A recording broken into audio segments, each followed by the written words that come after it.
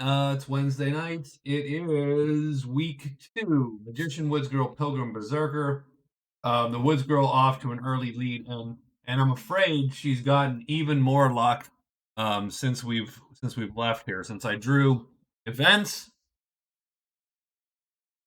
the Woods Girl literally is getting all the events piled on her. So unfortunately, there is a high element of luck to this questing game, and the Woods Girl seem to have gotten. So the Magician, if you've seen week 1, I tried a strategy which I think probably was a loser to start with, but I decided to try it and I'm sticking with it. And that is that he was trying to use transform and nudge. Nudge can take any one die and flip it to one more or one less. And what we're trying to do is somehow get here and grab either one of the birds, maybe, or of course get the mystical magical. Um, you know, there's a 3 in 36 chance that I get a 2 or a 1 and get tremendous flying dragon. In which case, he becomes a tremendous flying dragon and goes and kills as many as possible. That didn't work so good, if I'm to be honest. And here we are. Um, Here we are.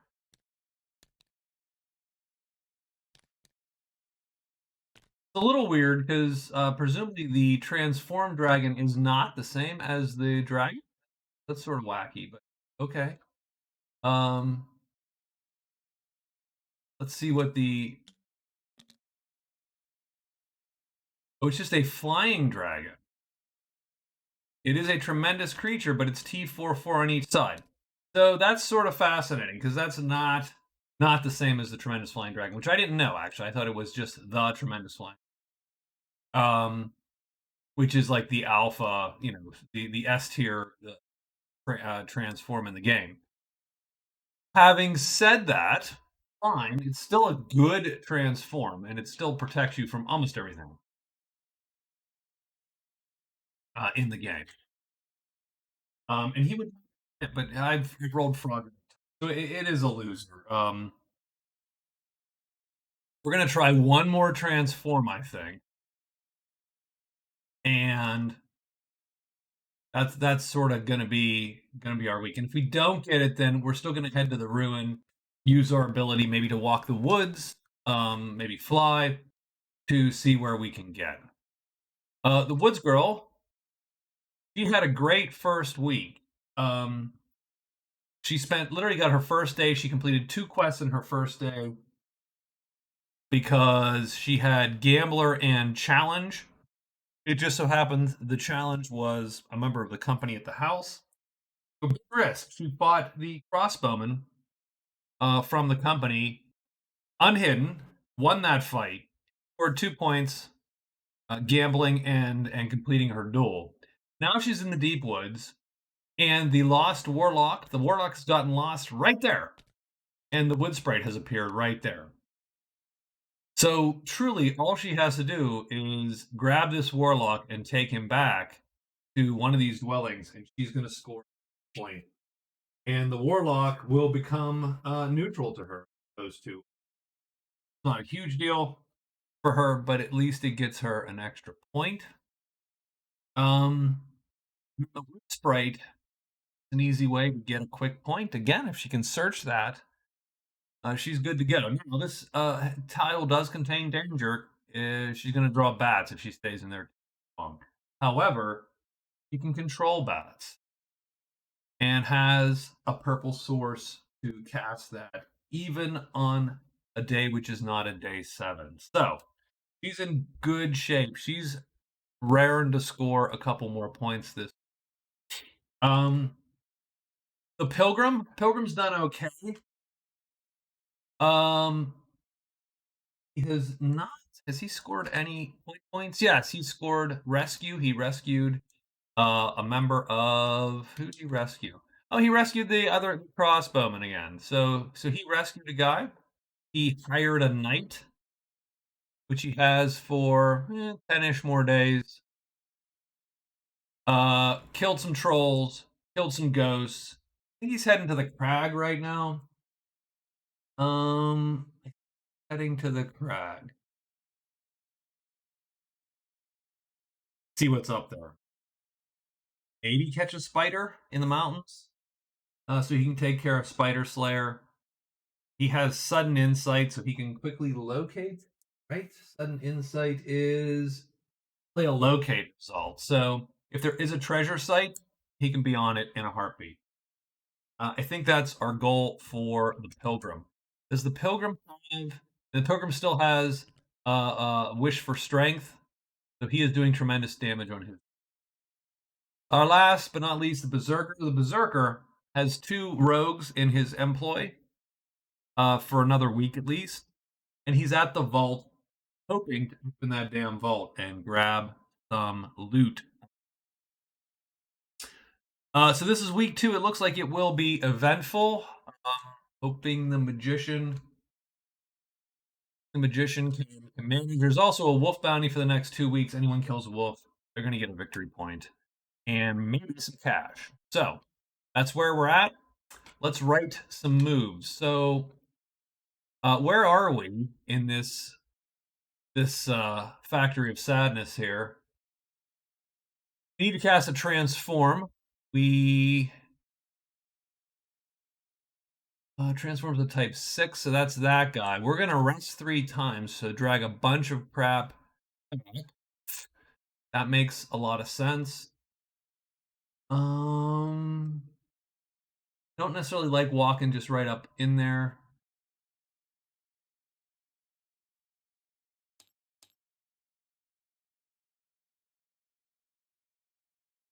So if I rest 2 times, so I'm gonna rest 2 times instead. I'm gonna spell X and spell.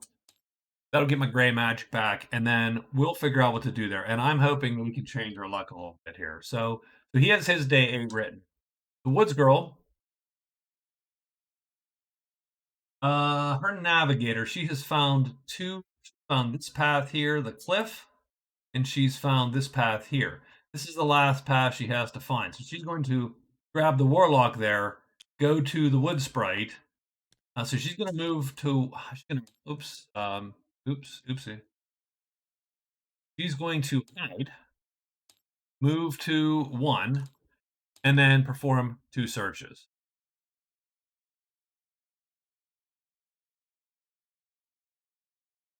The pilgrim.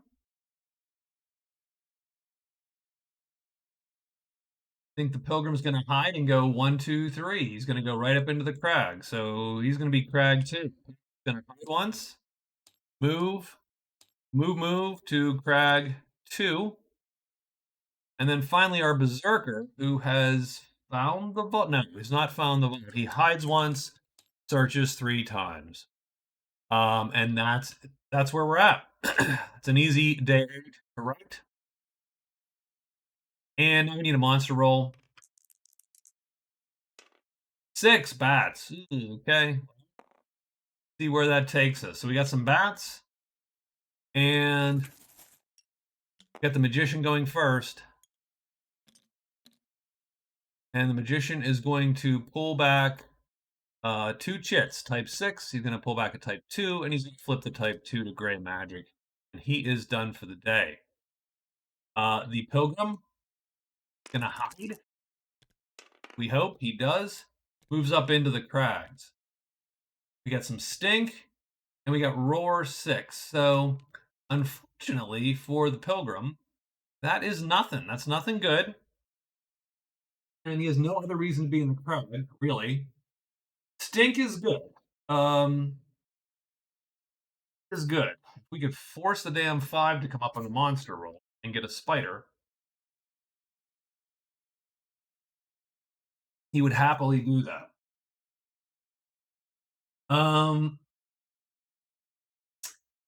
But I think he might bow out then next. Berserker. This is the interesting one, in my opinion.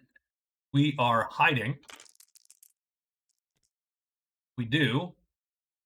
And then we are to search. We're trying to locate the vault. So we got, bam, first try, we locate the vault. So the vault we cross off. That's one search. The second search, we're going to fatigue a tremendous. Consider fatigue. The vault is open. So what I like to do when the vault is open is turn it upside down. It's now open, and now we can loot 2 times. Vault has 5 large treasures in it. 3. So we're going to take the third card. Oh, we get the toadstool circle. So what's in the toadstool circle here? If recorded and done in the same clearing, extra enchant phase for all in the clearing. Hey, don't return it there. What I do is I'm going to put it right here just to make sure we know, because there's black magic now in the clearing for everyone to see. And the Berserker, for what it's worth, gets to mark off the toadstool circle because he looted it. Well, looted into it. Does it have anything at all? I don't think this is. I mean, look, the Devil's Sword is massive, but you got to roll double ones on that bet, and that's just not happening. So I think we're just gonna pass, and we will spend our last looting the rest of the vault here. But we need a 4, and we don't get it. We get a 5, and we are done. Bones, is that gonna draw? Is the question. It does. That does stink because because it stinks. That's why. It stinks because it stinks, man. We're gonna have to figure out what to do there. I would hate for this to ruin our vault days here, since we managed to open this thing. But it is the Woods Girl's turn. So the Woods Girl is gonna pick up the Warlock there. And we'll roll her hide. 6. Oh, she rolls only 1 die, so that's cool. So we'll let her hide. Then she moves up here to the Wood Sprite. And then she has to search, and she gets a 1, 2, 3 to search. And she ends up with a 2. So she grabs the Sprite. She actually finds the. So she's got. Ugh, jeez. This is terrible. I mean, it's not terrible. It's great, but it's terrible for everyone but her. Navigators find 3 passages. You get a victory point, and you get to clear off 3 extra paths. The Wood Sprites search and roll 3, 2, or 1. You capture, you gain a VP. You can choose to release her, in which case you gain a magic 3 chit and a random gold spell. Alternately, she is your follower, and she acts as a fairy in combat. A fairy in combat has a 1 move, no attack. Fairies can't attack. They can draw someone to their sheet, though, and dodge them forever. So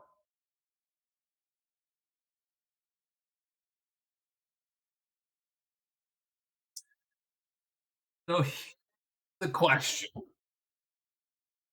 A magic type 3 chit is fun, and a random type 3 be fine. What that would do largely is get her 2 points. She'd literally be in the lead for spells, because she'd be the only character right now that has learned a spell, and probably the only character that's going to learn a spell at the way the magician's go.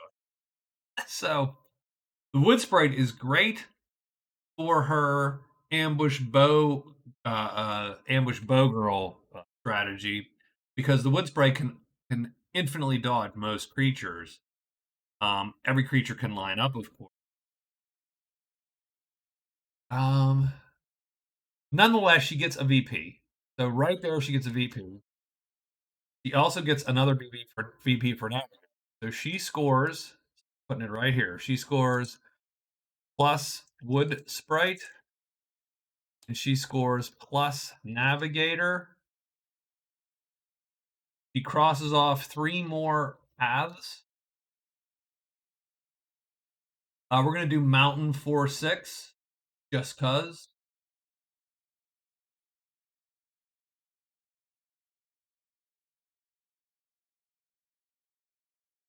Sort of looking on this path here. Ruins 1/5, and she's gonna do Cliff 3/6. So Mountain 4/6 first. Mountain 4/6. Cliff 3/6 and Ruins 1/5. Done. So she is done with that, and she just has to decide. I think she's going to keep the sprite, just cause. I think that's the most useful. Certainly put the boot to some folks there to getting that 2 points, extra 2 points.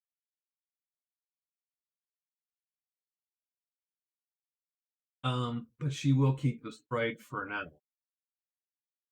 This does open up poison pool maybe to her. Maybe she goes there. Oh, the funny part, she has the warlock. My God, I think she. You know what? I think we're gonna score another point. So I think. Okay, all right. I think she wins. We could stop right here. Like we could be like, you know what? I think day 8. I think we're good.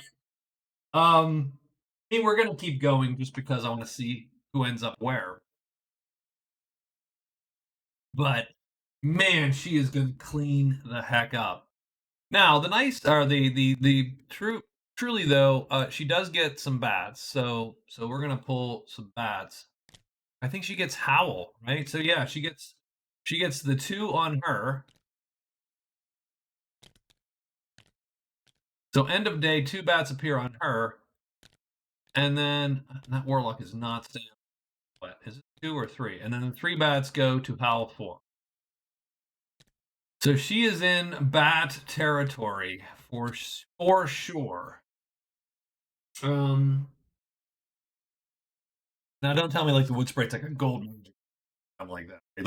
If so, I need to change that card entirely. She is the source of gold magic and acts as fairy in combat. Oh, if you keep her as a follower. Oh my God. Okay, winner, total winner. In fact, that makes it even. She should. No, if you release her, you can't. So you don't get both. You either keep her and take the gold. So that's interesting. Nonetheless, super useful because control bats is an any. So that's great. Okay, keeping her for sure. That is a winner in all cases. Man, she could. I don't know what she could do with this. We need to go take these bats somewhere because we can cast the hell out of it.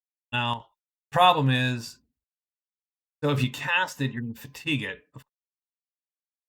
It's gonna cost 2 rest to come back. So you could possibly carry bats around and use them as your personal fighting force. So this is super fascinating. So okay, all right. Not enough opining about the woods. Who is, by the way, one of my favorite characters.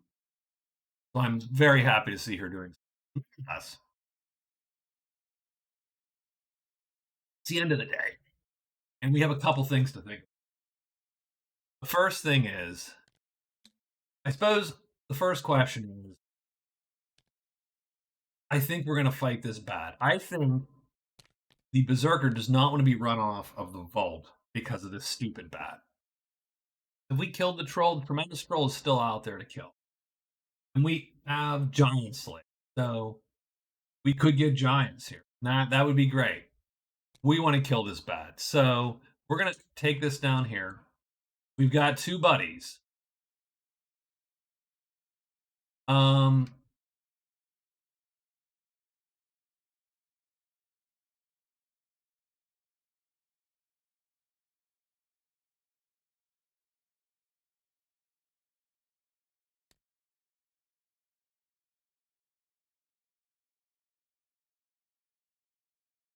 Now it's pretty much round 1.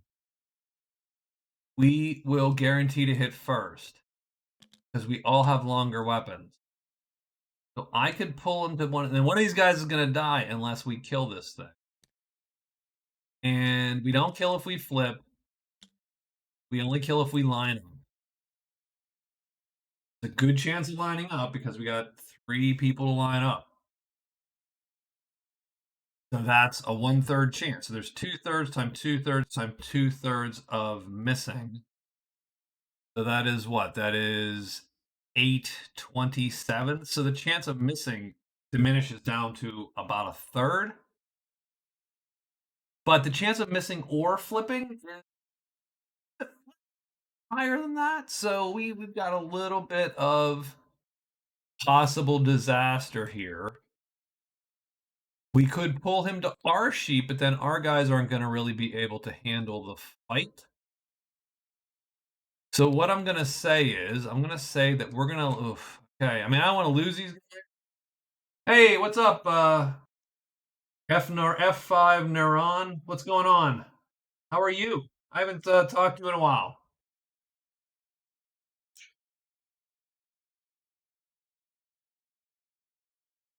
I am killing time playing board games by myself on Twitch. So so I think what we're going to do is we are going to deploy we're going to let the bat fly to our sheet, but then we're going to deploy our guys onto the bat sheet here. The bat will attack he'll target number 7, number 6 will fight him, and then we will play something. Man, that nothing is um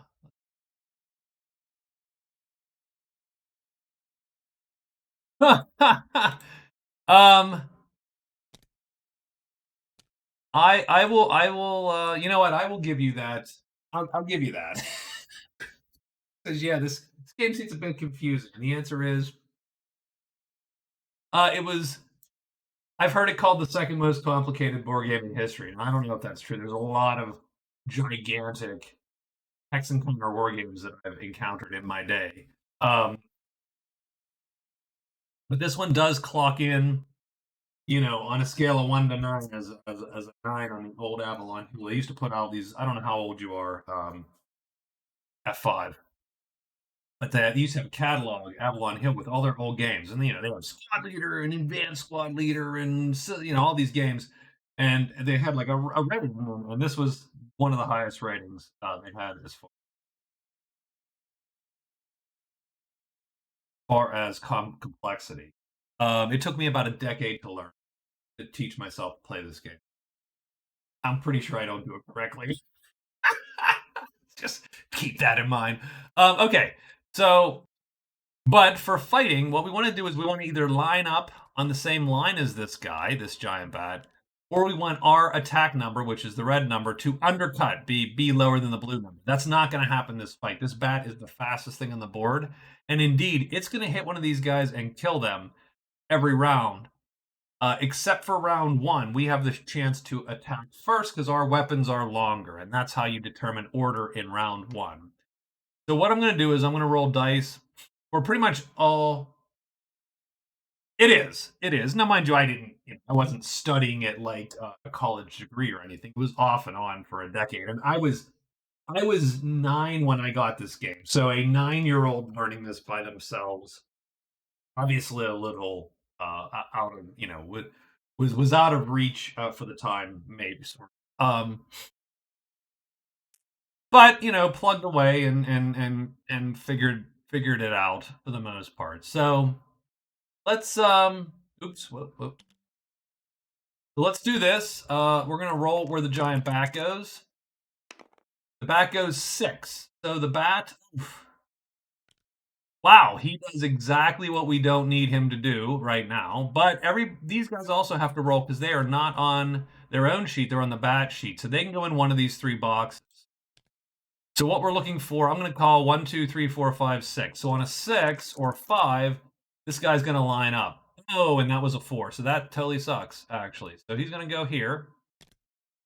And this guy's going to go here, so that's good. That's good news. Does this guy? Well, we'll do the bat first. Does the bat flip? That's On 2 dice, a 6 flips the character. He does not flip, and that changes their times. That's why we roll to see if he flips. They have quote unquote different tactics. Typically, one is hits harder and slower, and the other is faster. These guys hit about the same. They just go from offensive fast to defensive. Because these swordsmen are not deployed on their own sheet, they're deployed on the bat's sheet. They also have to roll. They act like monsters. He flips. That stinks, because he cannot kill the bat on this side.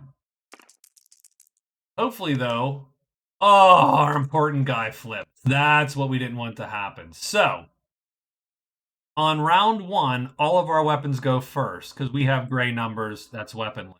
And we all miss. These two guys, they just go right across here and miss.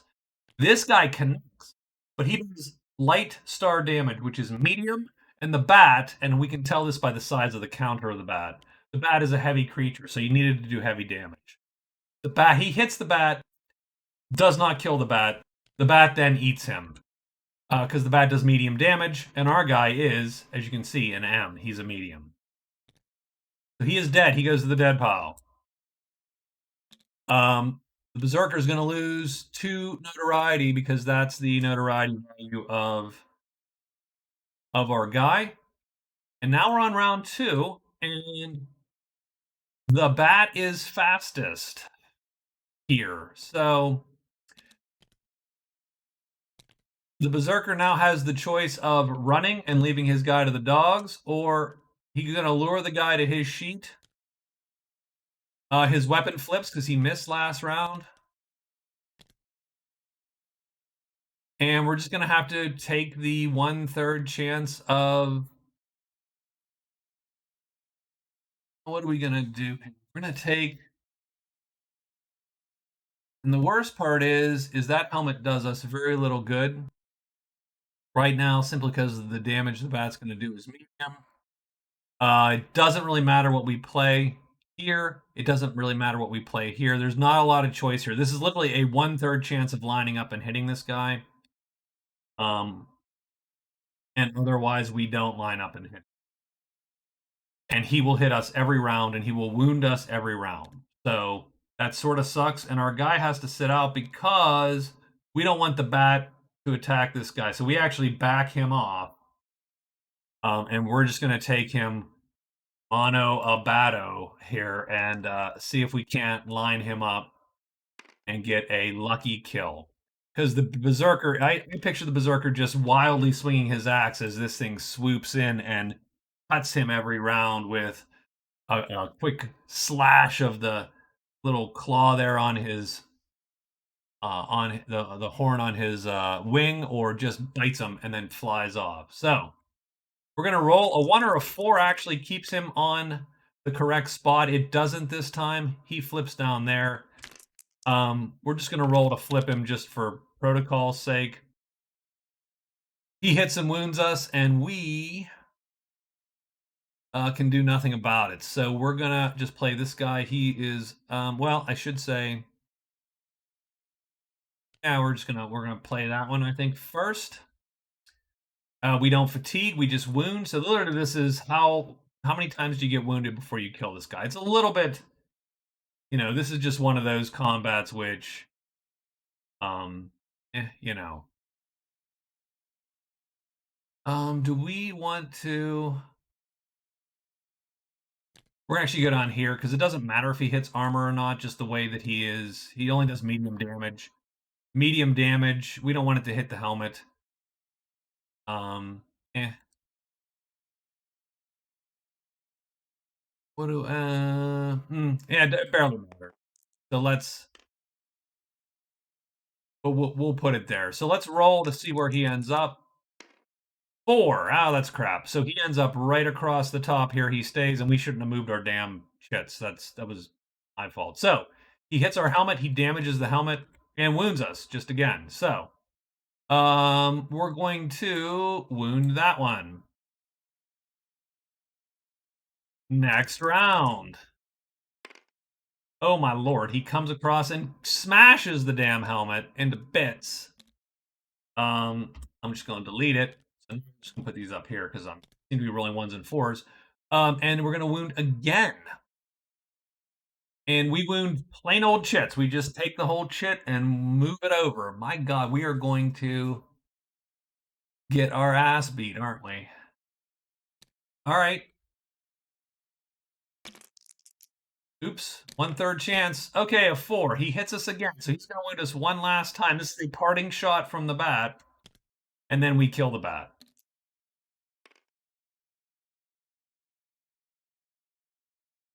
So we gain 3 notoriety. We lose 2 notoriety because we lost our buddy. So that's a total of 1. So that sucks, by the way. The bat goes in the dead pile, and I would argue that was a crap fight. That did not go our way at all. The Berserker does get an extra rest phase every day, so we should make sure that we at least put that down for a few days so we understand that that's thing.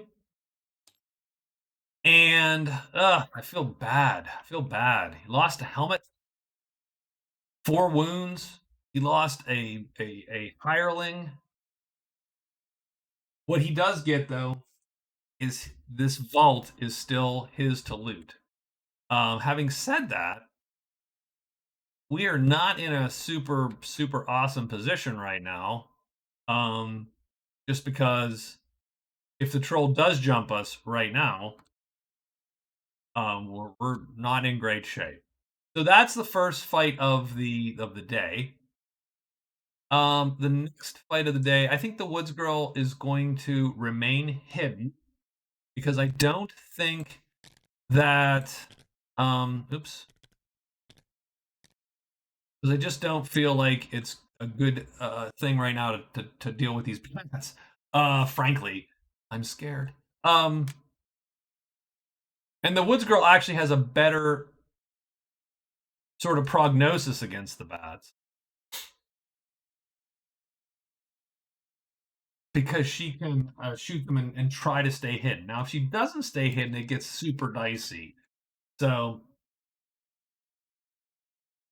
because the bats are fast enough on their flip side to keep her from running away. So all it takes is one set of unlucky rolls, and all of a sudden, she is dancing for her life against these bats, and she cannot cast control bats. She can cast control, but she cannot cast them if the bats are alerted to her presence because they are too fast. They will get to her before she completes spell because her magic chit is a ×6.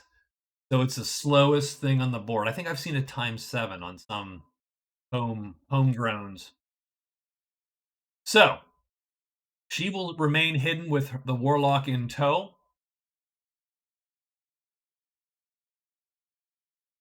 He's her follower from another quest that she has. And that leaves us with the magician. The magician. Magician has been trying for the past week to transform. So we're going to cast transform again. We're going to cast transform again, hoping to get a roll that's not a 6. He transformed himself into a frog 3 times in a row. You know. So we're going to try this one last time. So we're going to blow that, fatigue the purple. So transform as a ×6 purple. There you go. We burned both of those. And we roll 2 dice. And we get to nudge one of the dice because we have cast nudge, and we have a nudge chit there. So we can touch one of these dice and move it up or down by 1. We typically move it down because down low is always good in Magic Realm. Well, and we get a 5. So we can be a squirrel. So we're a squirrel. There you go. That's what we got. We have not gotten any good results at all. So we are a squirrel, and this ×6 chit is now there. What I said is that's it. We're gonna move on. We're going to just suck it up and move the heck on. So and we can't even nudge because nudge only affects 1 die. So we could turn one of the 5s to a 4, but the highest die is the one that wins in the game. So say goodbye to the frog. Say hello to Mr. Squirrel. Um, Now we can, and I've thought about maybe making a variant where you can break your own spells on yourself. Just because the reason it's taken 8 days is because the cycle is so long to rest the chits to cast remedy and then rest the chits to cast transform. Um,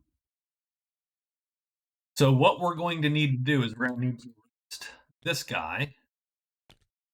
So he's not a squirrel at the beginning of the day. At the beginning of the day, he is a normal strapping magician. Um, and if he has purple magic, he becomes squirrel guy. So what we're going to do is we are going to rest.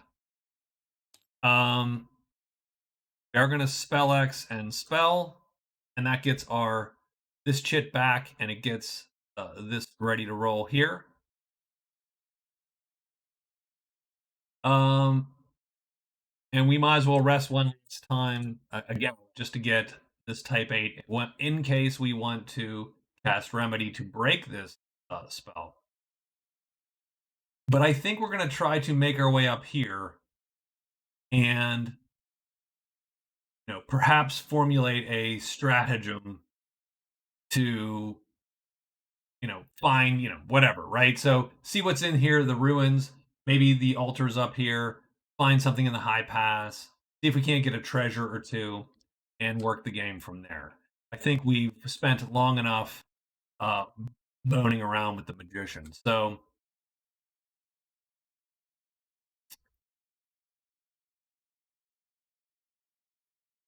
okay, so the woods girl needs to take the warlock back so that the warlock becomes neutral to her. The warlock is unfriendly. So if we take a visitor, which is one of these blue guys, we take him to the poison pool, we can fix the pool and get rid of the pool, which would be great. But we can't do that because he's unfriendly to her and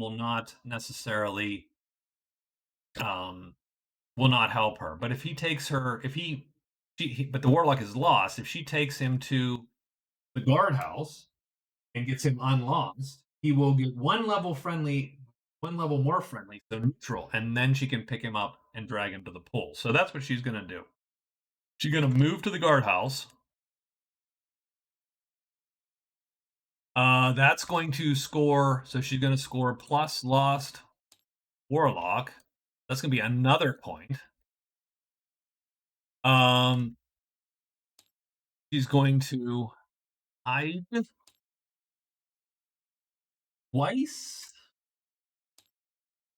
and then move back to the bats. I think, right? So, yep, right here. So she's going to go boop right there with him and then come right back with the warlock in tow to get this pool sorted out. That'll score her another point. Like, she's winning this game by far. She has kicked everybody's ass right now. And largely, I hate to say, because luck, because she's sort of lucked into a lot of these quests are spawning like right around her, directly on top of her. Our pilgrim.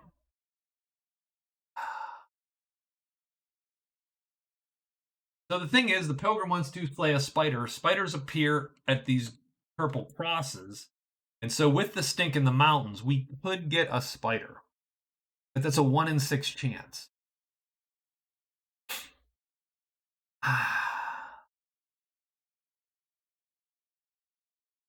So is a 1 in 6 chance worth sitting there a day, or do we need to just move on? So we could get, 1, 2, 3, 4 to here. Stink in the caves is going to bring this troll. And that troll is certainly dangerous. That is a dangerous dude, that troll. The pilgrim could kill the troll with his prayer for strength. That'll burn the prayer. And then the question is, where are we going from there? We could go to the high pass, because we have secret of the high pass, which requires us to be in one of these cave clearings. We can automatically get a locate roll. We might be able to pop that very quickly. The reason I don't want to waste a day with the is because on day 18, his buddy, which is making him really powerful, is this guy, this order. He goes away at the end of day 18. So I think we're just going to move and hope. I don't know what I hope. I'm not really sure. I just a 1 in 6 chance doesn't sound like it's gonna help me out. So I'm gonna go 1, 2, 3, 4. We're gonna make a beeline to Borderland 3. That's what the Pilgrim's gonna do. So 4 moves, Borderland 3. We're gonna assume that with our guy and this magical glowing muscles that we have, the god steroids, that we're gonna be able to handle if a troll pops in Stink Sea. And then finally the Berserker. So the Berserker, I think we hide for certain. And I think that we search 3 times. And we'll take our extra rest and we will start moving shits back from the dead here. And the ones we have to move first are the Tremendous. We need to get a Tremendous out of purgatory.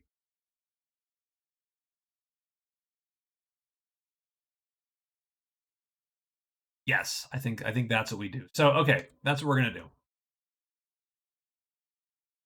One hide sounds crappy, but I think we're gonna roll with it for now. So that is what is it? What would we write? Day 9? That's day 9. Writ. That took a long time, sorry. I'm talking a lot when I'm in and now we roll a monster roll to see what appears this day. It's 4. Geez. It is giants and trolls. So it's gonna be super dangerous for some of our characters here today. Let's see who appears where. Pilgrim first, Woods Girl second, third and fourth of the Berserker and Magician. The Pilgrim does exactly what we said. 1, 2, 3, what? He goes 1, 2, 3, 4. Done. He gets Stink, and that's going to bring that guy. Unhidden and all. So just big old fight going down. Oh, I think that's good. I think we're okay. So he's done. The Woods Girl, he goes up here. She turns in the quest, which is the Lost Warlock. So she's going to score a point. That brings her up to 5 quest points. And she's winning a couple categories still of other points of notoriety and gold and so on. So we'll calculate that at the end of the week. But then she's going to what does she do? She hides, right? Yep, twice.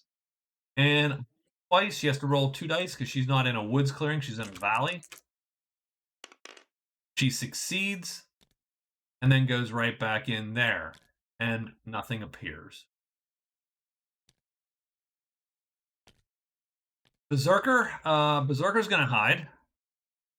I sort of hope that he manages to do, so he doesn't. He fails, he is unhidden. And he's going to do what? He searches 3 times? He searched 3 times. So he did the greedy thing. So he's gonna roll 2 dice. He needs to roll a 4 or less is as the highest number on the dice. He rolls double 1, so he gets to pull the first card off this deck. It is the Magic Wand. God. So useless to the Berserker. So useful for else, the Magician primarily. The Magician would love this because it allows you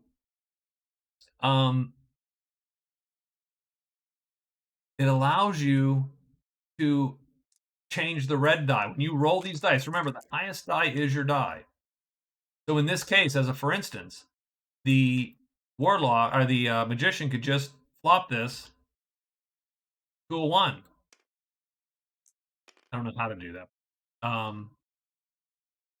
Yeah, rotate. He just come on, rotate value 1. He can just do that. Done. Because he can make this anything. And that would totally make his life better. If I were the Magician player right now, I would be offering the Berserker everything I had for this thing. Now, the Berserker likes this. It's a great treasure, so that's going to get him some points. Or he could sell it for 17 gold, also giving him some points. Nonetheless, so that's literally his first search. He has 2 more. So, but now he has to roll a 3 or less to get a treasure. He does not, and this is his last roll. He snake eyes it again. Snake eyes? I just make a verb. He gets one more draw. It's the lucky ooh. Okay, that is pretty sexy. And we don't get to activate this yet, but tomorrow we do. If active when using a table, roll only 1 die. So in other words, all trades, all searches, loots, everything comes down. He gets to roll 1 die instead of 2. That makes everything much better. That is the best treasure in the game, I think. Unfortunately, right now a troll shows up, a little bit pissed. That the Berserker was dinking around in the vault. Unhidden Berserker too, so that's a little bit daunting. And now it's the Magician's turn. And Magician is going to rest up so that he gets that. So he's going to rest these 2, and then he rests and does his enchant phases to turn this over to purple magic. So now he can become a squirrel at will. So there you go. At will squirrel. Oh jeez. You know what I mean.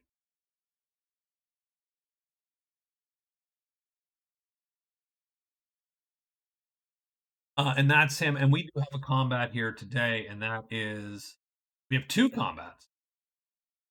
Let's do the pilgrims first. We have 2 tremendous trolls fighting our characters, so that's sort of fun. It's Troll Day. It's like leg day, Troll Day. So the tremendous troll is not super dangerous on this side, but he is super dangerous on this side. So on this side, he does heavy damage. He's slow. He's a 4. The nice thing is, so we can play this horse such that in the melee step, he flips over to the galloping side. We play him like this in the encounter step is what it's called. And then we play him on, we flip him so that he's on this side. What that really means is because we're not using this, we're not doing PvP. So largely in PvP, you might play the horse on someone to stop them from running. And then he has to flip when you actually do the swings and figure out who hits whom. Because we're not doing PvP, the troll's not running away, so we don't have to play this on, whatever side. I can just to shortcut that. I play him on whatever side I want, and I want to play him on this side because I don't want our guy to get hit and kill. And the question is, can I guarantee a hit and a kill on the troll? And the answer is, I think that I can. The troll is a 4.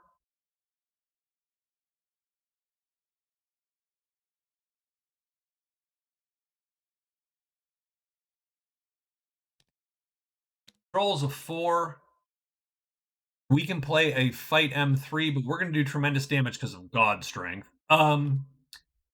So I think we can auto kill this troll here.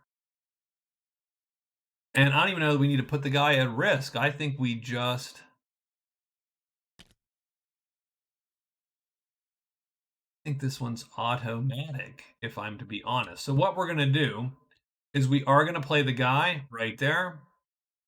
We're going to put the guy on this side so he does tremendous damage. Going to line the troll right there. We'll attack. He's not on our sheet. We'll play like that. And so that tremendous simply is a chit which I use to indicate that we're doing tremendous damage. So you have to be, that's notation on my part more than anything else. We're going to play this. So our speed is a 3. I think we're going to undercut this troll and kill him pretty much no matter what. But let's see what happens in any case. So troll stays put. The troll doesn't flip. I'm sorry, we don't roll to flip. The troll's tremendous. Tremendous monsters only flip when they hit you. So now we go in order. Our order is the staff is the longest thing on the board. It will hit the troll because we do our red number undercuts his blue number.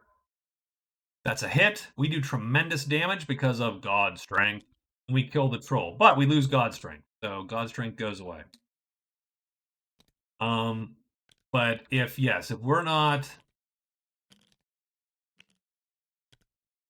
the pilgrim with that prayer for strength is a really great fighter. He can do almost everything in the game. He can do tremendous damage to almost anything in the game. It's just, excuse me, that he has to rely on the small blessing to come up correctly. The troll's worth 8 notoriety, so that does give him some more points, which is good. Keeps him in the race. Troll goes into the dead pile, and that is the day for the pilgrim. The day for the berserker is a little more complicated. Because the berserker A is not hidden. So we are going to lure the troll to the sheet of our other lackey. And oof.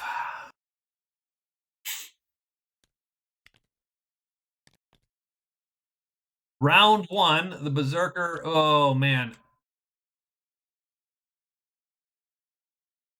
Well, hold on. Did I do what I needed to do for the berserk? So he went, she moved. He went, the berserker. The one thing I didn't do is I didn't do his rest phase. I'm a dummy. For my rest phase, I need to pull one of these back, and because I knew that we rolled trolls, we're going to pull that T6 back from fatigue. So there you go. That's what we're doing. So I made the point of writing this and then didn't. So dumb on my part. So what we're going to do is we are going to play this with a T6 that we just pulled back, and we're going to cover our guy here. So what happens is if this guy moves, since his attack is a 4-speed, it will not hit this guy. And if he does hit him, because our weapon is longer right now, we will on round 1 kill the troll first thing. So let's see what's what. So let's see where the troll goes. 6. The troll goes all the way down there. No one flips because he's tremendous and he doesn't flip. So our long weapon goes first. We miss. The nice thing is our weapon flips to a time 4. So go. The troll misses. And that's it. That's round 1. And we're go to round 2. Our guy actually hits, by the way, but does beep little damage, bounces off the troll's armor. Troll doesn't care. The upshot is this combat might end because we might go 2 rounds with nothing happening. That's more of the chance. And I'm not sure that we aren't just going to let that happen.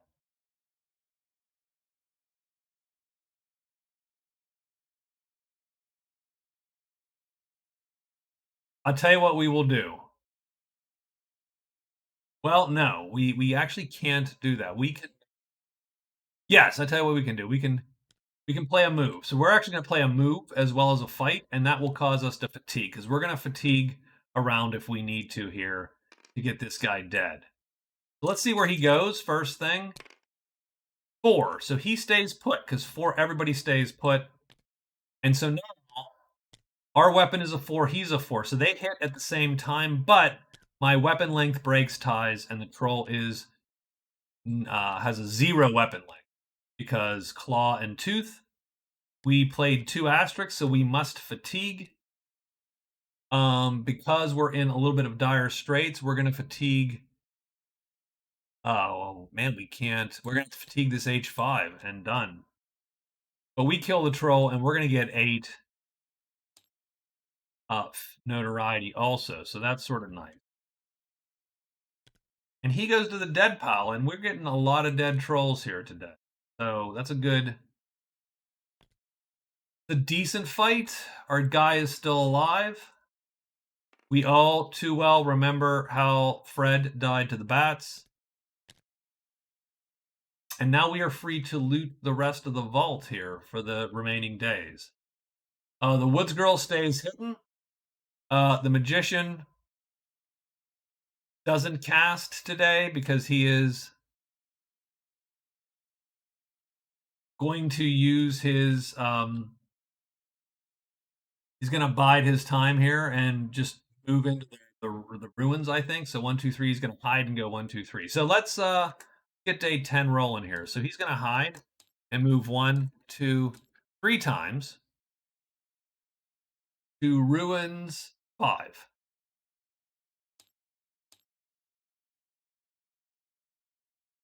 So that's going to be helpful. He's going to get a little bit of um, some insight into the board here. The Woods Girl's goal is to take someone to the poison pool. So she's going to go 1, hide twice. No, she can't hide twice. She's going to go 1, hide once, and then move because costs 2 to move there. 2 into, what is it? Cliff 1. So move to the woods, hide once, move into cliff 1, and try to do the poison pool. So she is done hitting her move. The Berserk, or no, the Pilgrim. So what's the Pilgrim trying to get done here? Pilgrim wants to get to the high pass if he possibly can. Now, what we know is that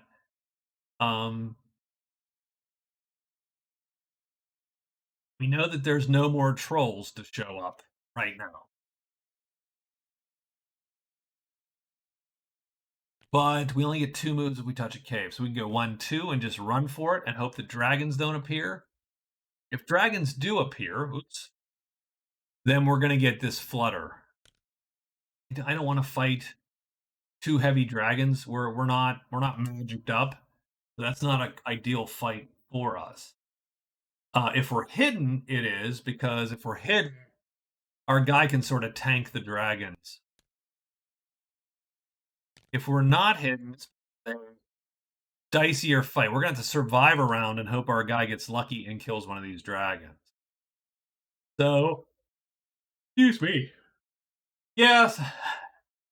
Yeah, man. Sorry. Sorry I'm playing a complicated board game for you.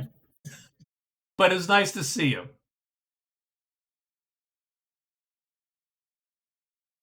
And I hope you have a good day tomorrow. So, yeah,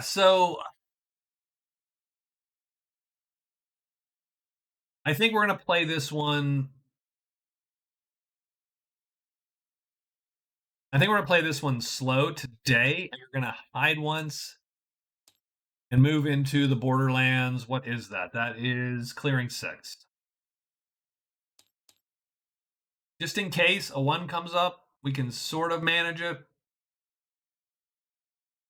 And tomorrow we'll decide if we want to make a big run somewhere. Now, finally, our Berserker. So he's in an interesting position. All the bats are out. All the bats are out. The trolls are dead. He might get giants, maybe. What is that? That is. It is a great game, by the way. It is a classic game. Absolutely 100%. It is godly amount of years old. It is what, 40 years old or thereabouts, the game. And it still has a bunch of people that play it in the Discord and so definitely look it up online. It's an interesting game for sure. Bones is gonna draw giants though. But giants are a way easier fight for the Berserker. So I think the Berserker is going to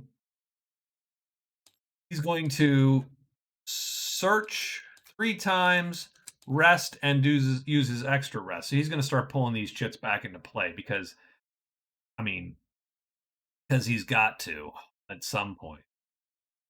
And he has how many shots here? There's only 2 left, so there's only a 1/3 chance of pulling treasure out of there. But I think, but he's gonna take 3 shots at it, so and then I think we make the decision, to start getting out of dodge, um, and deciding where to go next. But man, if he could pull a giant, that would be awesome, because if he can pull a giant, kill the giant, that's a point for him, and so, there you go. So I think that gives us day 10 for every one of the characters. It does. So let's go to day 10 here. Get our monster roll up on the board. Oops. Oh, no. Okay. Monster roll first. 6 bats. So bats are prowling. And the Berserk is going to go, and the Pilgrim and the Woods Girl and the Magician. So, Berserk first. So the Berserk is going to search 3 times and rest twice, I believe. Yep. Let me do the rests here first. So when we rest, we can move an asterisk over 1 box effectively, or we can make change in the case of that T4. What do we want to do?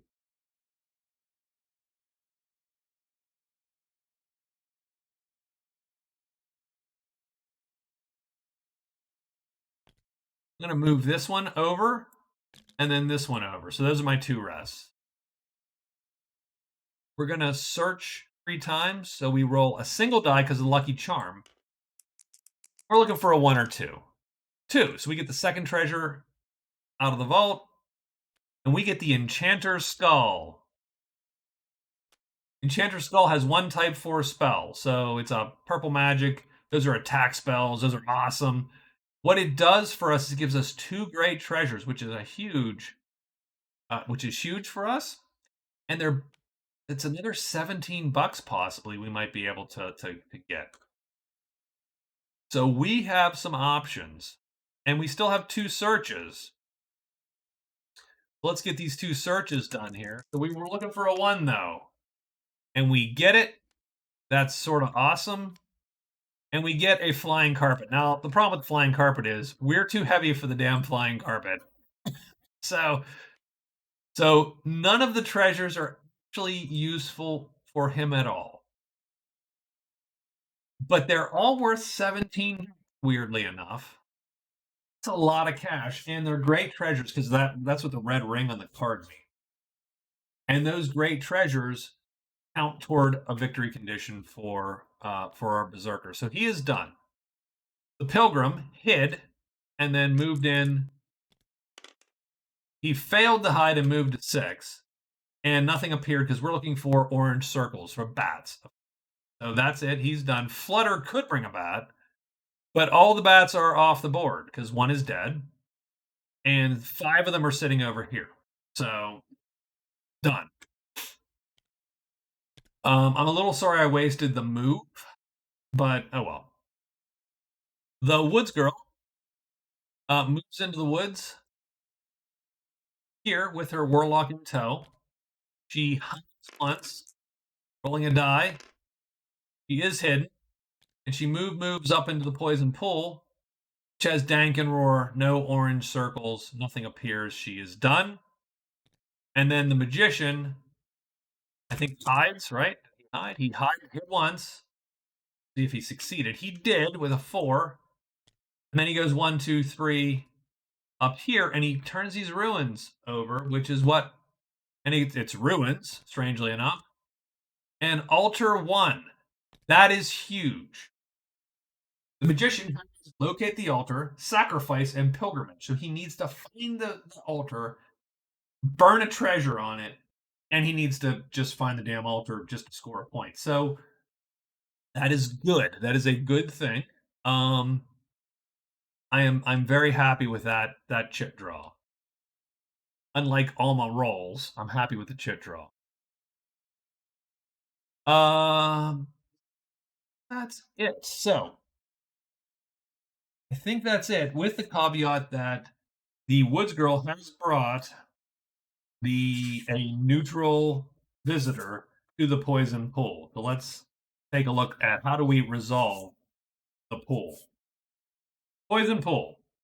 Fetid pool creates a foul-smelling cloud of toxic fumes in the region, and monsters in this tile gain 1 sharpness star to their attacks while the pool is in this tile.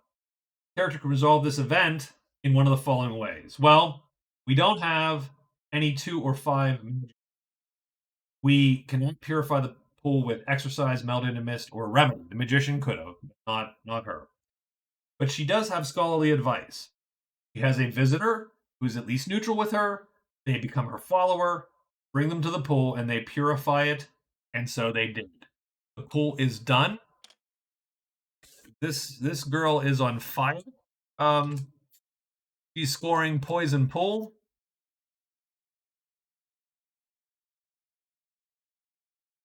I like to write this so that I can later on like go back and say, well, how did they get 6 points? Because that's a lot of points. Because sometimes I forget and I'm like, man, how did she score so many goddamn points? Well, this is how she scored so many points. So poison pool is resolved, and she also gets a treasure, and the treasure is a die 6. She gets 1 reward. Not necessarily a treasure. It is experimental elixir. You choose either a magic 4/4 chit or a magic 2/4. Wow. That would be great. I mean, she doesn't really a lot of options with any of that. That's sort of a crappy. That is a crappy role for her. But whatever. Um, a lot of them are potions. So if she rolled a 1, she gets "Did you drink that?" Which is she gets a toughness kit, which is just an unmarked asterisk that she can fatigue or wound. So she gets like a 13th hit. You got experimental elixir, so it's a type 4/4 or a type 2/4 magic chit. The only problem I have is I have to find one of those. So who the hell has a type 2/4 magic chit? Question, sir.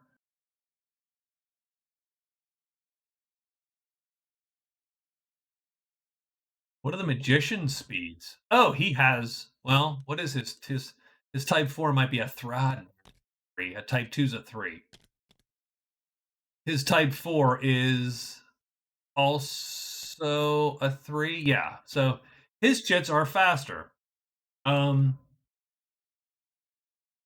me look up the Witch King. So we look up the Witch King and we search the Witch King. There's a type 4/4. So that's good. We could do.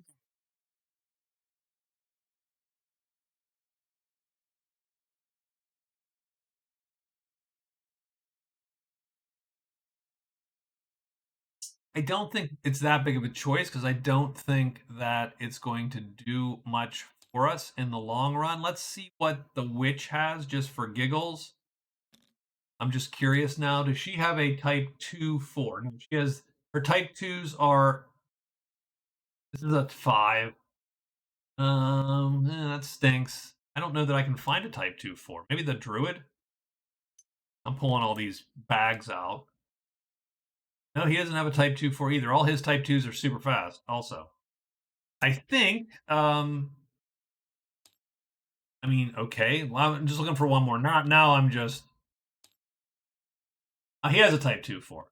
So we either take the wizard's 2/4 or a 4/4. I don't really think it's going to matter. I think we're going to take a type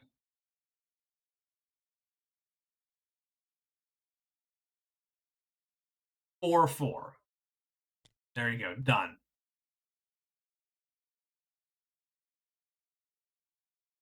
Delete these because it doesn't matter anymore.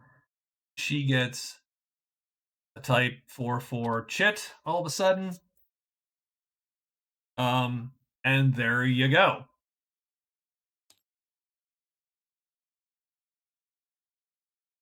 She has done all the quests.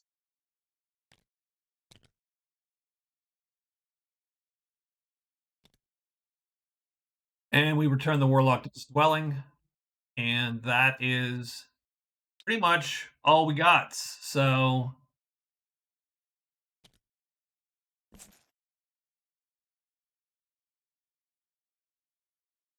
We are writing day 11. So for day 11, the magician sees a little bit of daylight here, right? He's had a hell of a time so far today, to date in this game. So I'm gonna, oh, by the way, I'm going to delete. Lost Warlock is done, by the way. The Wood Spirit is done. The Poison Pool is done. It's always good to mark those off.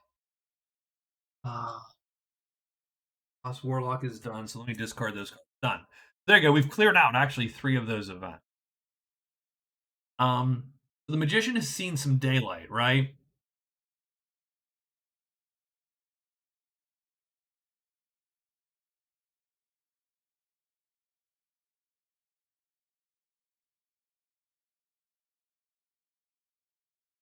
And honestly, I think that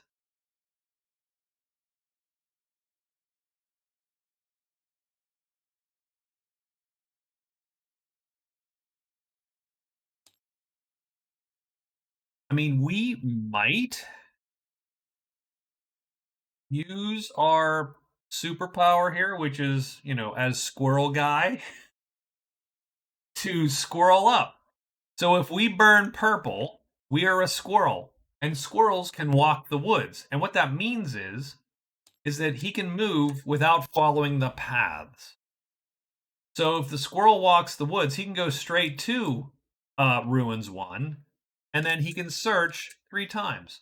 And that ain't bad, right? He's going to fatigue this chit, and he's going to have to get it. Plus, if we do happen to get a demon today, um, if we do happen to get a demon today, he's a time 2, which means he's just going to run right out of the clearing. So that's fine because the demon's a speed 4. And that saves us having to go here and search for this. And searching for this is a 3, 2, or 1. Remember, on 2 dice, and the highest die counts. So it's actually about a 25-ish% chance, I believe.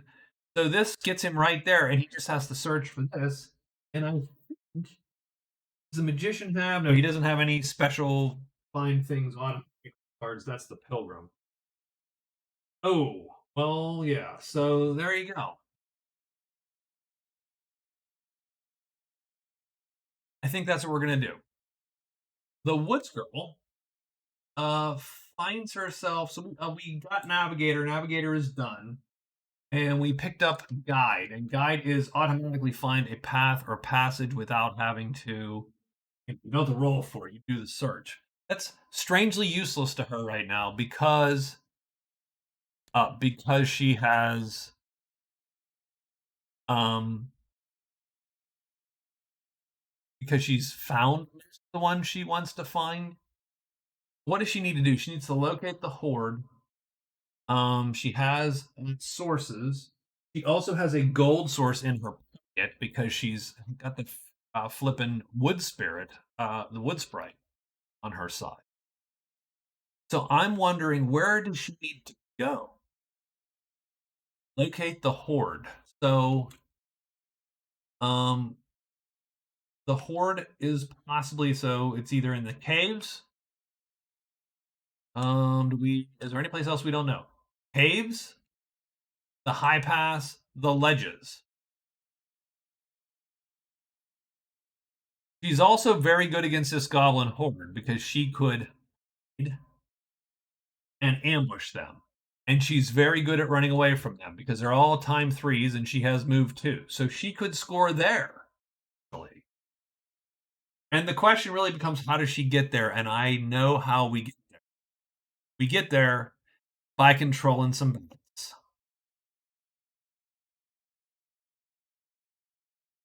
Um,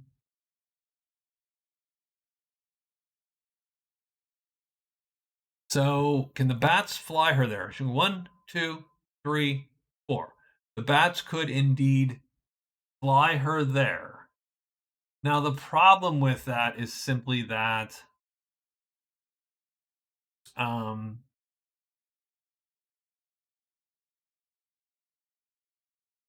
it's not ideal to have the bats end up in the same, end up with her because they do not. That does not carry over into the combat phase. So what happens is she would go in hidden, probably, because otherwise she can't get the spell off. Although she could alert it, by the way. You could walk in with that spell alerted. Um, just walk right in, cast, grab the bats, and tomorrow she has control of the bats. And so she would fly away with the bats. One, two, three,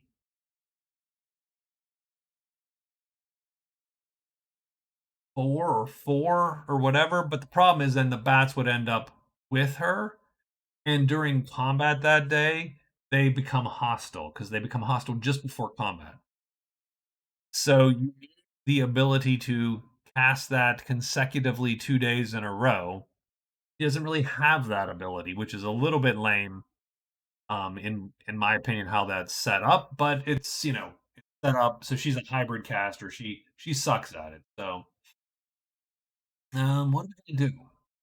I think we're gonna fly in, and the question is, where are we going to fly in?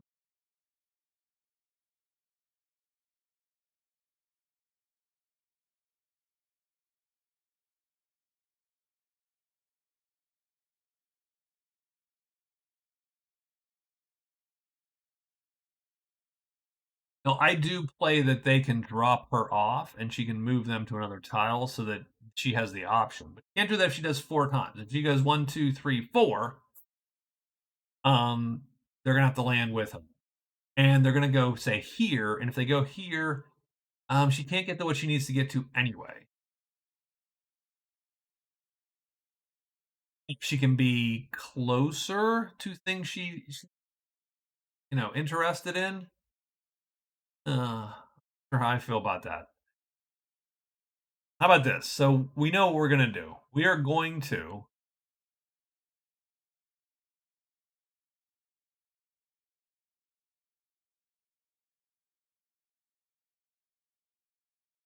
we are going to nothing but bats, I think, even shows up. So the bats could prowl, and she could do what she does.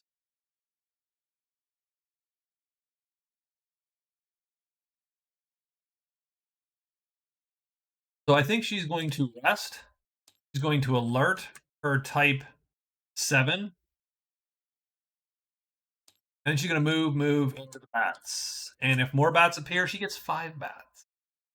And what that alerting does is it turns at it from a times 6 to a times 0, and she can then get it off, even though the bats are charging down on her from on high. The pilgrim gets 2 phases here.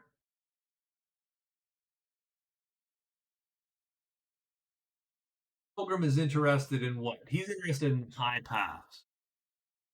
So I think he's going to try to get to here. And we don't like Ruins Cave. Ruins Cave is goblins. Goblins, not good for our pilgrim. So I think what we're going to do is we're going to go 1, 2, and move Dark Valley 1. And then that's going to give us time to rest up. DV1. Done. Gives us time to rest up. Maybe we can cast. Who knows? So that's that. And now the Berserker, who has literally cleaned the vault right on out. Oh my gosh. Okay. Oh, hold on. So the Berserker happened to find the lucky charm in the vault. Now, this toadstool circle sucks for most characters. You roll 2 dice, right? Take the highest, and you get cursed or power of the pit attack on self. So you have a chance of blowing up, and the fires of hell eating you, and so here or spell in any hex. It's instantly teleported to any cave. That's actually not bad. Take the treasure card. Not bad. Take the devil's sword. The devil's sword is good for the berserker because it is on its worst side. It is as good as his axe. On its best side, it is faster than his axe. It's a time 3. And what a time 3 means is all of those sort of wonky combats with, say, the troll. where he had to risk hitting it. He now hits automatically. So he becomes an auto killer of almost everything that he ever wants to fight on the board. And here's the thing, he rolls one die search. So now his chance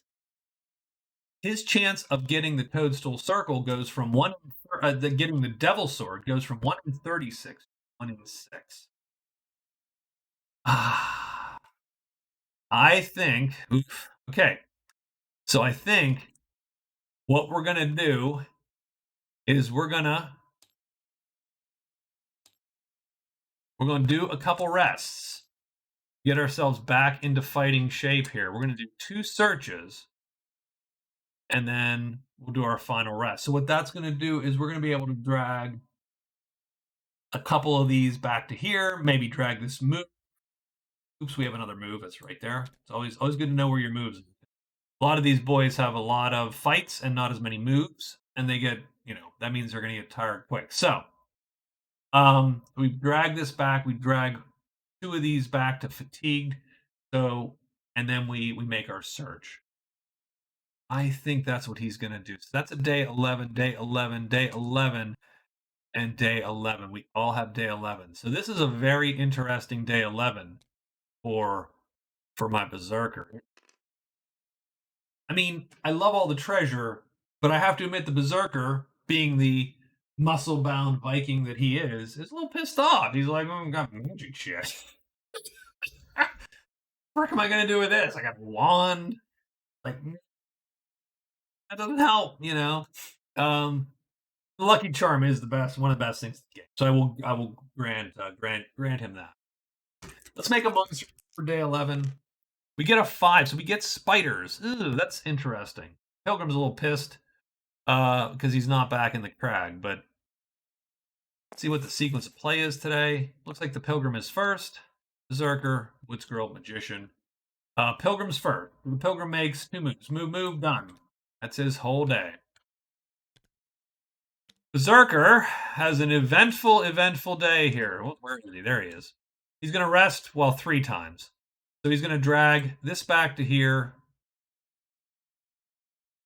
So he can go 1, 2, and then 3.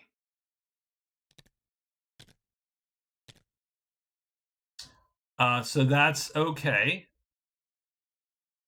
And now he searches twice. Oh. I mean, he could die right here because we could roll Power of the Pit and nuke ourselves. Which, don't get me wrong, I would find sort of humorous also. So, but I don't want to. I want to get a 1. So we're looking for a 1 here. A 2. Well, 2 is take the treasure card. That ain't bad. That's a glimmering ring. More magic shit, says the Berserker, disappointedly. Got lots of magic crap. Okay. We get 1 more of these. Now a 2, not so exciting. A 6, roll for curse. Well, that's actually about as bad as we were going to get. So I don't love getting cursed. Because one of those, a 3 is freaking nasty.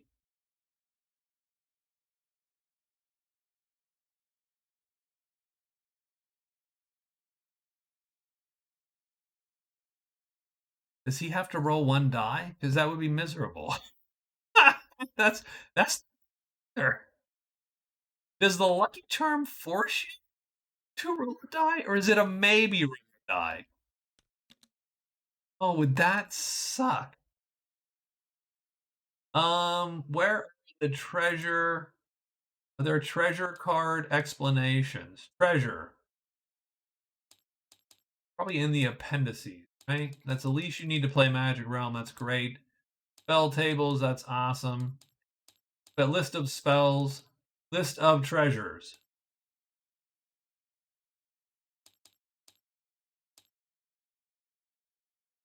I never of treasure.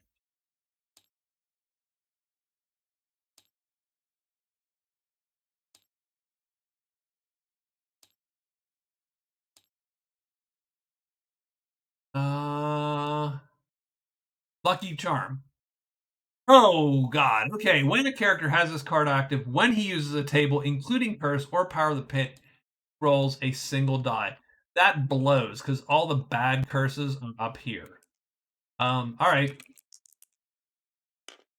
6, disgust. Fame is worthless. So what that means for us actually is that um his prowess is worthless. And what I do there is put negative 99. So he has disgust.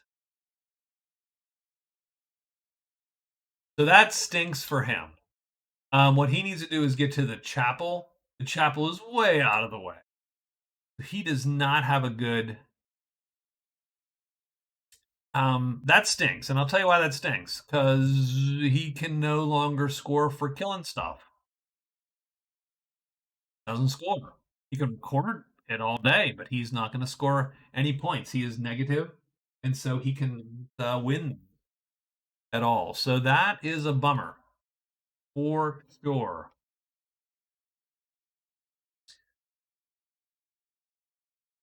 Wow, he would totally trade with the magician at this point. Like he would, the magician could cast remedy on him, cure his shit. That would be the deal I'd be making right now as the players. Is I'd be like, dude, you wanna get that done. Nonetheless, Berserker is done for the day. The Woods Girl is up. So the Woods Girl is going to rest. She pulls this back. And she's got a lot of chits on the board, so that one guy's just sitting right there.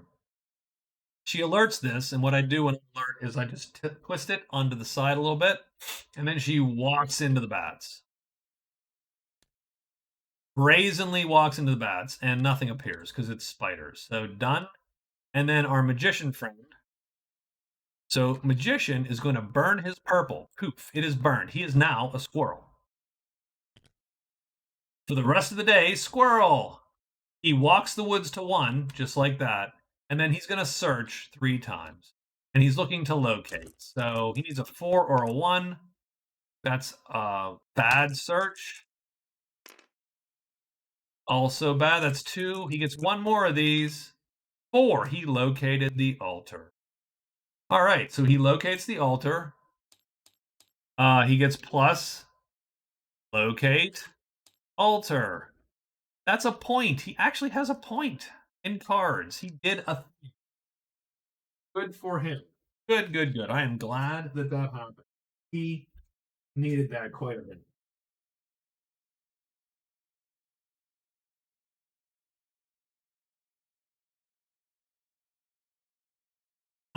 So he is done with his day. Does anything appear? I don't think spiders are appearing here. No, they're not. So he is done. And he is gonna no longer be a squirrel, of course, because he's gonna at the end of the day turn into humans. Do we have any fights? We do not have fights.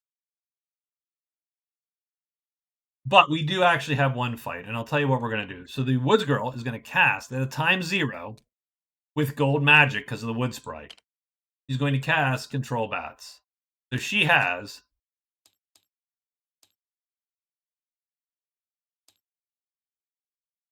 got Control Bats cast.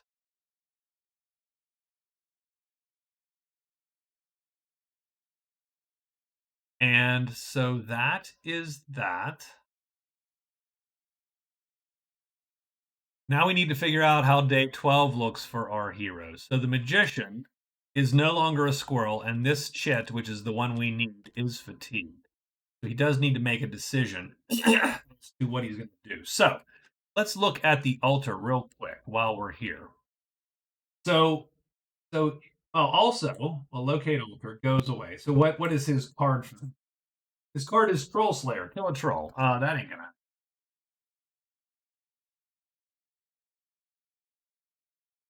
So he has found the altar. So hold on.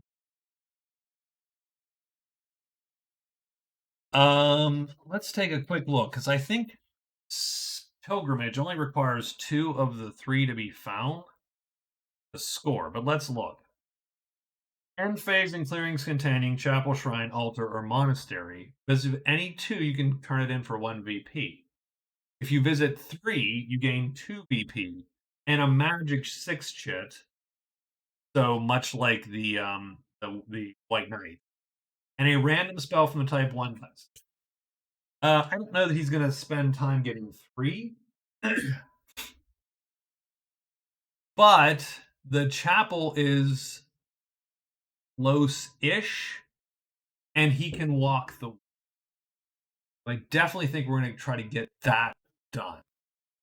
Troll Slayer ain't gonna happen. We're not in any way, shape, or form uh, in a position to kill trolls, and the trolls are all dead right now too. So, but I do think we want to get to the chapel, turn this all in. But having said that, what does the altar have? The altar has some spells. It has a type 3, which we can learn, a type 2, which we can learn, and it has 4 treasures underneath there. The main danger is drawing the demon. The demon could be a little bit of a mess for us. So I think what we are going to do is we are going to hide, rest, spell X and spell, which gets us our chit back. And that's not super sexy. That's a very conservative move. Um,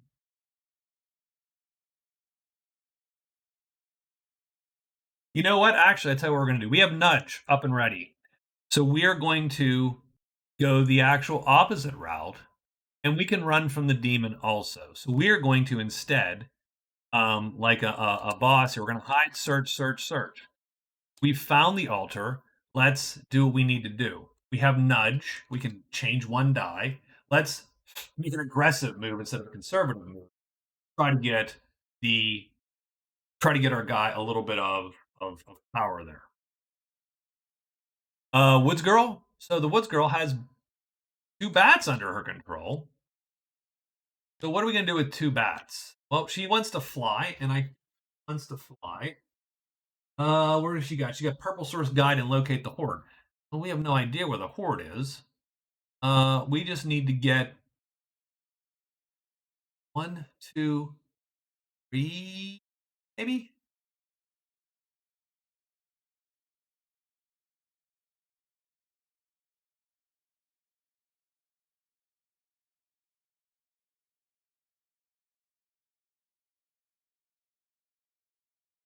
So what I would like to do is drop my gal off, and then fly these guys into the woods hex here.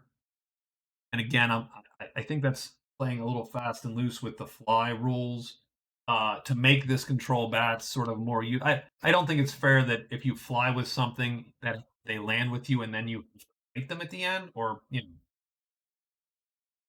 don't love that. So what we're going to do is we're going to go 1, 2, 3. We're going to drop in the high pass. um, and then they're going to fly into the pine woods. And that way, they're there for us if we need them later. So fly, fly, fly.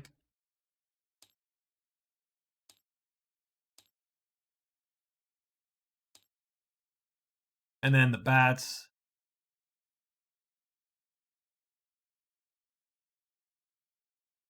And then we'll hide. And the bats to pine woods. That's sort of what we're doing. Third character is Pilgrim. Pilgrim is going to rest. Oops. Pilgrim's going to rest. He's going to spell X and spell, get white magic. And then, frankly, what's he going to do? I think he's going to.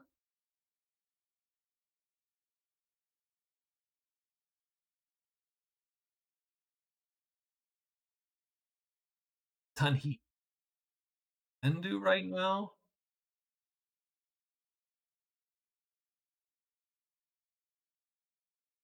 I mean, the pilgrim wants to do the secret of high pass also. He wants to go 1, 2, 3 right there. And indeed, you know what I'm gonna do? I don't think the pilgrim's gonna he's good for now. He's gonna move 1, 2, he's gonna hide, and 3 moves. And he's gonna get himself right outside that cave. Oops. He's gonna go to 5, ruins 5, right outside the cave, and he's done. And our berserk, I'm a little bummed for the berserk. I'm a little bummed at how his risk didn't pay off super well. Um, berserk feel about the guard. He the guard thinks the guard stink. Where are the rogues? Rogues are here.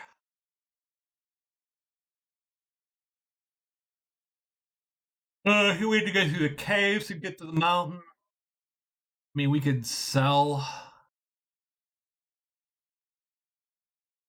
1, 2, 3, 4 day back to there. 1, 2, 3, 4 a day to there. Oh no, it's one day here, 1, 2, 3 a day to here, a day to here, a day to here. 1, 2, 3, 4 days. So it's 4 days to get back to selling. And now the thing is, where is a visitor? So there is a visitor here. So the berserker can turn in the ancient scrolls. Will buy any treasure with magic, a spell on it, right? Any treasure with a spell to any visitor. So he can sell one of these bad boys. So, for instance, I would sell a glimmering ring because it's only a large treasure and it does not have magic ring there. You can sell that for 30. Sell that for 30 to the warlock and get two freaking victory point and $30 just for getting to that clearing. So I think we're gonna go there. Now the guard is not his buddy, so he's gonna have to do this hidden. Um, he could still kill a giant. What does the warlock have for him? He's got spells, sort of useless. Nope, that's all he's got. So, yep, there you go. Okay. We won't bother. We will just sell to him.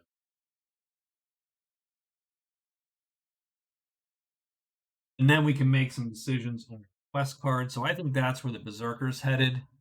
The only question is, does he risk the Devil Sword one more time? Just take one more roll. So what we're going to do is search. Well, take 2 rolls, search, move, because he doesn't into 6. Sure. What the heck, right? We'll do one more of these. We're going to fail. We're going to get the worst possible all worlds. Well, whatever. So, day 12, day 12, day 12, day 12. We are done with writing day 12. It's day 12. Let's get a monster roll up here. Berserk is hoping for some giants, actually. We don't, though. We get goblins, ogres, wolves, goblins, octopi. Magician is first today. Magician, hiding, searching 3 times. It's good that he's hiding because our big ballsy move might have got us killed with goblins. So, hey, we'll see in a minute here. He does hide, so that's good. He flips, gonna search. Do you have any cards? No, he doesn't have any cards which help him. So we need a 4 or a 1 to find the altar. Oh, wait, time out. We've already found the altar. Right? Found it. We are looting the altar. So we get the 4th treasure on the pile. So 4th treasure in the pile is the 6th card in this deck because we have 2 cards on top. The golden armband. It's light, intercepts swing attacks. I mean, that's cool.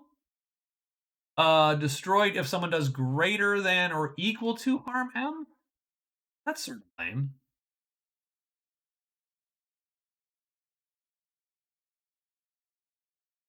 But okay, that's cool.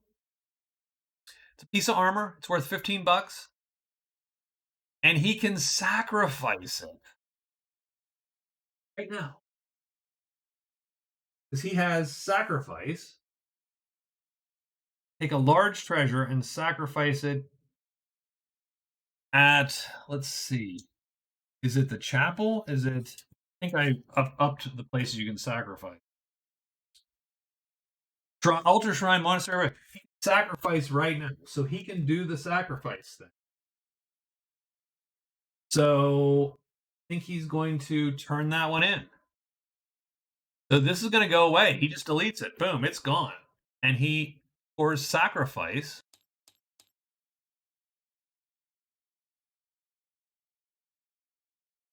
To get him another point. Plus he gets a boon. And the boon's the interesting part. He can duplicate one of his chits and get an identical chit. So, and that is a fascinating question, right? Like, what do you do?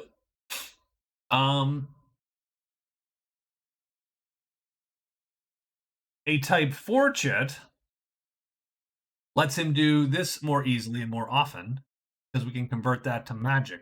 A type 2 chit duplicated will actually allow him to a gray spell if he could learn. But there are such spells here. The altar has a type 3 and a type 2 spell, all of which the magician can learn. I think we're going to clone this. So we're going to clone his type 2 chit for the boon. This one's flipped. This isn't. So that's sort of awesome. And he still has, so that's his first search. He still has 2 searches left. And I think 2 searches, let's see. That's not good. We do have 1 search remaining. Also not great. He doesn't find anything those last 2. Fortunately, he is hidden because now the Ruined Sea pops all these boys.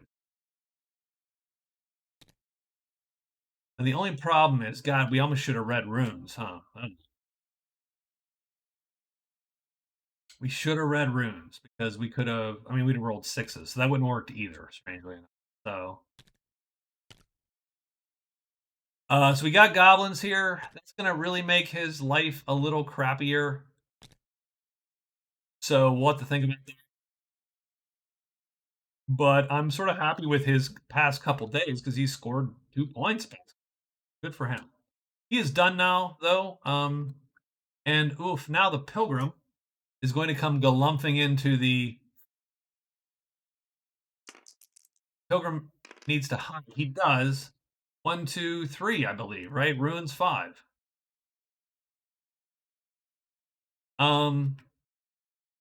Yeah. Now here's the thing: the goblins. This chit does not draw twice. Once it draws once a day, it's done. But these goblins are roaming, and they actually move to the pilgrim. The magician thanks the pilgrim for drawing the goblins off him, because he can then the altar more. He's like, I'm playing with this. I gotta touch it. I gotta lick it. I mean, whatever thing. Pilgrim's like walking in 1,000 goblins show up. Now, Pilgrim can outright kill 1 goblin because he can M2 it, smack it down. That there's 5 of them, and it gets a little dicier for our Pilgrim because his lackeys, though super tough, can only draw 1 off his sheet at a time. So there's 6 goblins. He kills 1 round 1. Bam. Round 2, there are 3 goblins on his sheet, and one of those goblins is going to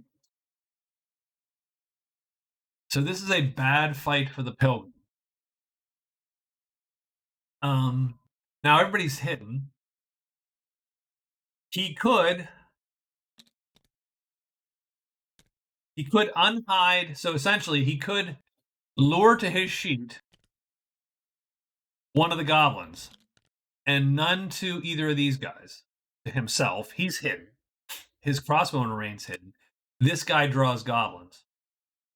All the goblins can go to his sheet because that's how they get randomly assigned. None of the goblins can kill the horse at all. And this guy has a 1/3 chance of killing one of the goblins. And so I think I might do that at the end of the day just to clear out some goblins. And then after 2 rounds where nothing happens, day ends and we move on. So Woods Girl. Woods Girl's going to do her fly thing. So she's going to take these bats and go 1, 2, 3. I have the bats drop her off. Again, any purists out there who are super upset with me, I get it, but like I said, I'd like things to be more useful in this game especially. So where does she end up? So she ends up in a random clearing, which we roll 2, and then I think she hides, right? I think we do give her that last phase. That last phase is a hide, and the last phase for the bats is to move to here. The bats will go to 1, 2, 3, 4, 5, 6. One of those 2 clearings. They go to this clearing, and they are done. Come on. She goes to this clearing and tries to hide, and that's a mountain clearing, so she rolls 2 dice because she is not in the woods. She does hide. And then, flip this bad boy. It is Smoke and Slither. Slither 6 and Smoke. So nothing super exciting happens in there today for her. So she is done. And our Berserk, because I'm a dumbass, we're going to try to get that damn... We're going to try to get this guy here.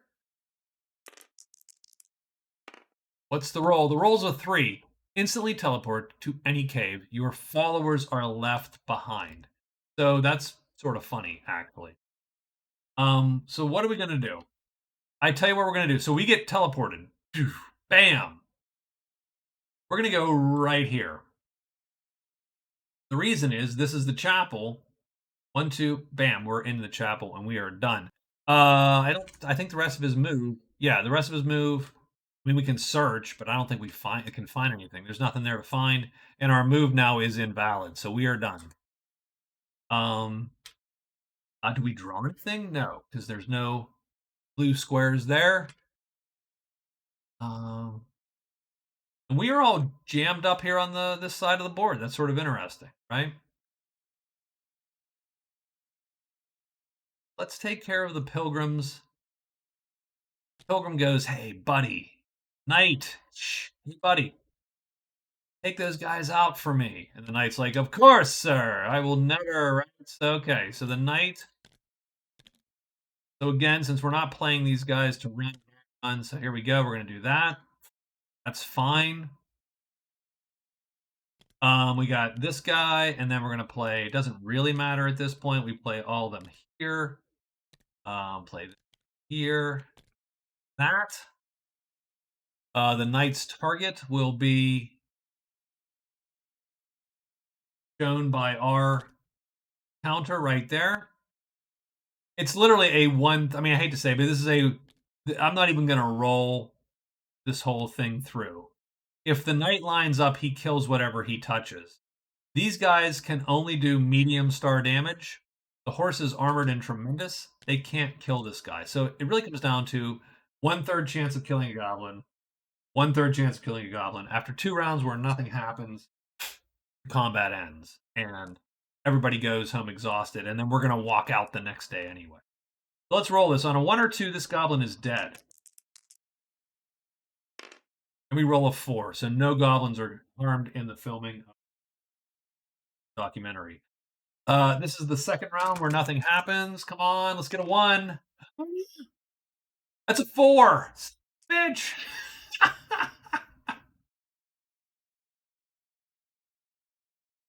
That would have been cool. That would have been fun. No, nothing happened. So we get nothing out of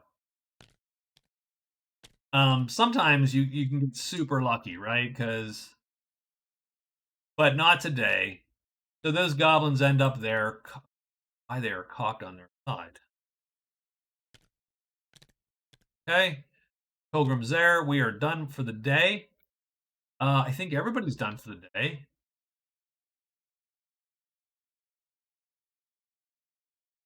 I am a little bummed as the woods girl that I put these guys here as opposed to getting them to go here, but such is life.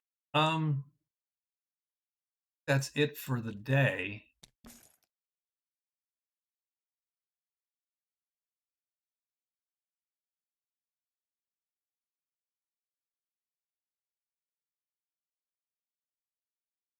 So it is day 13.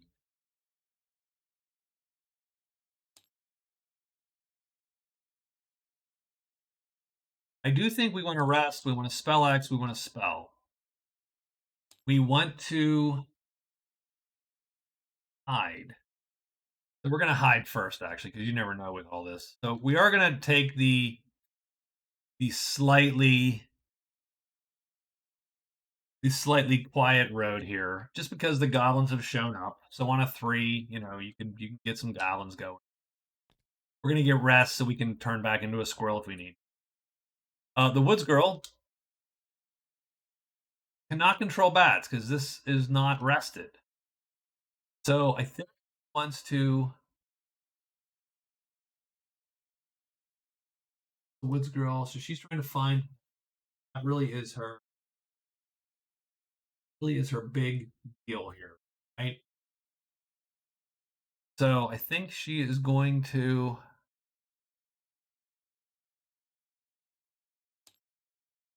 and bats could so I think she is going to rest 2 times, hide once, and move into the bats tile? That seems like a clunky move. She's still not gonna be able to cast that thing in time for the bats. So I actually think she's going to hide twice and then move into the bats and then move through the bats. So she's gonna hide 2 times. That's a good chance of her hiding. I suppose she could go and try to steal some treasures from the altar, or she could peek and see what's there. What she'd love to do is get to this goblin effectively and kill some goblins, or get to these goblins and kill goblins. She knows this path because she crossed it, and she could totally kill some goblins. Like she is super good at it and needs to go this way anyway at some point. But it would be interesting to see what's here at some point first. It just comes down to you going this way or you going this way. I think she's going to go this way because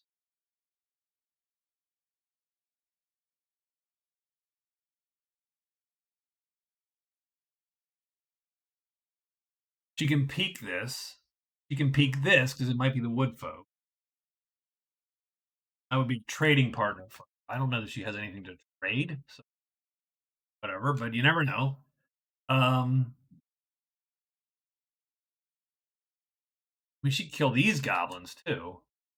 He only has 9 notoriety. A full day of goblin killing can really do her well.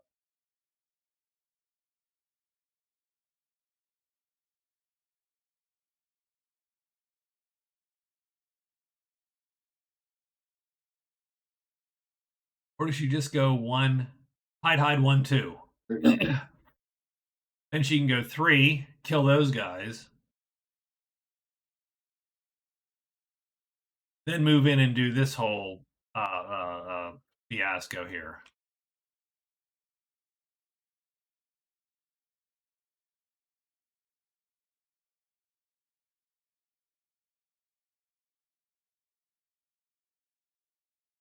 I tell you what she's going to do. I'm going to hide 3 times and then move into the bats.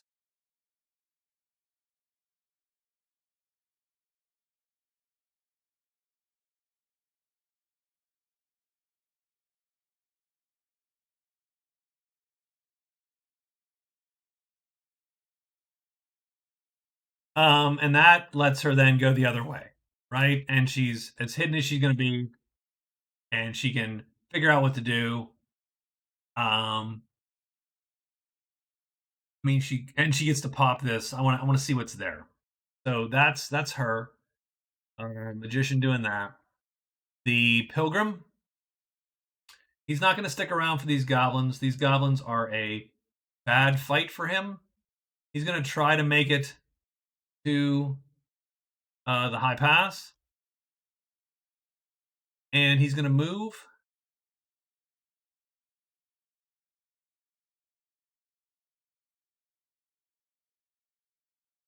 What is Smoke C going to bring? Smoke C first is going to bring single heavy dragon. The single heavy dragon can't kill his guy. The guy can't auto kill, but he can't kill his guy.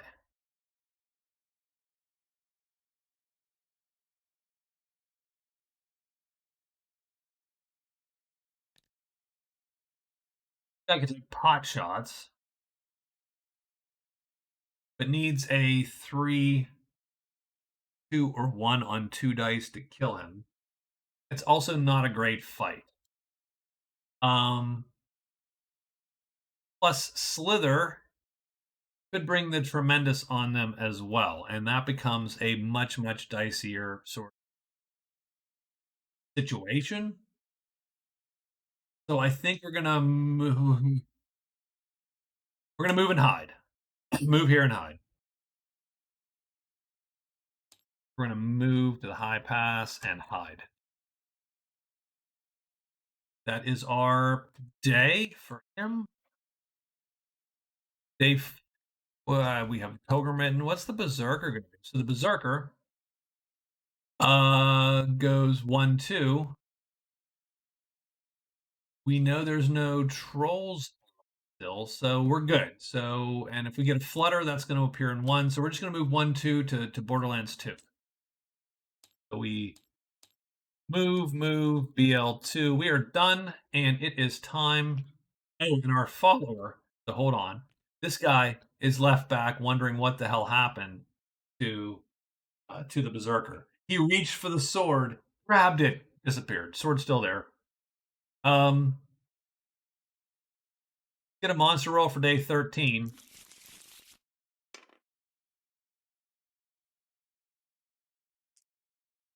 It's spiders and imps, and magician is first. Magician takes a little bit of a easy situation. He's going to flip and do that, and we're going to go to the board and see if he hides. I don't think it today, so he is hid. He's done. The Woods Girl is going to hide 3 times, move into the bats, and she does. And that does allow her to flip that. It is dank, so ooh, vipers. Okay, I don't want to fight them. Unless she had the bats.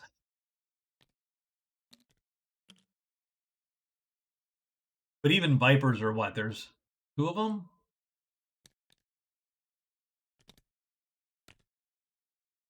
So from hiding during her encounter step, she could cast control bats. Now she would become visible, but she would have the bats, and so next round the bats could draw these things. And I think they kill the vipers because, yeah, I think they kill the vipers. So that's actually a good fight for her if she had control bats ready to roll,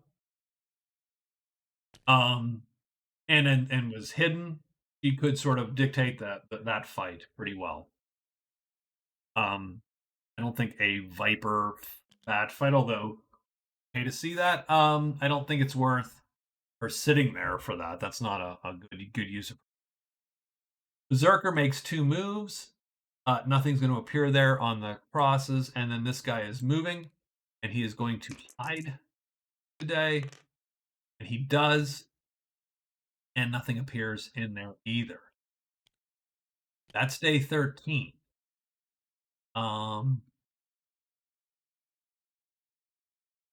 That is a quiet day 13 for certain. This is the last day of the week. So, what to remember is okay, so now our magician, with the ability to squirrel up at any time, not really, he's going to hide and then search 3 times.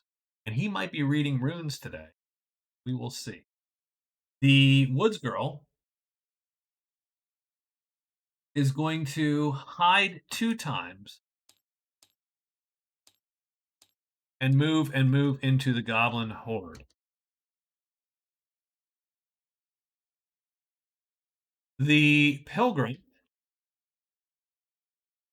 sudden insight. So let's look at Secret of the High Pass.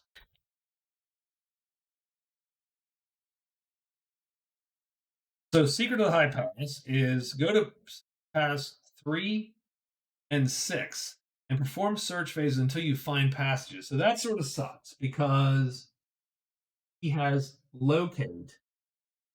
He doesn't have a guide. So that's not going to help him here. I thought maybe that would help him. It doesn't. And then he can score 1 VP and he finds a secret passage between his clearing and High Pass 4. Done. So what he's going to do is hide. Let's see what can appear there.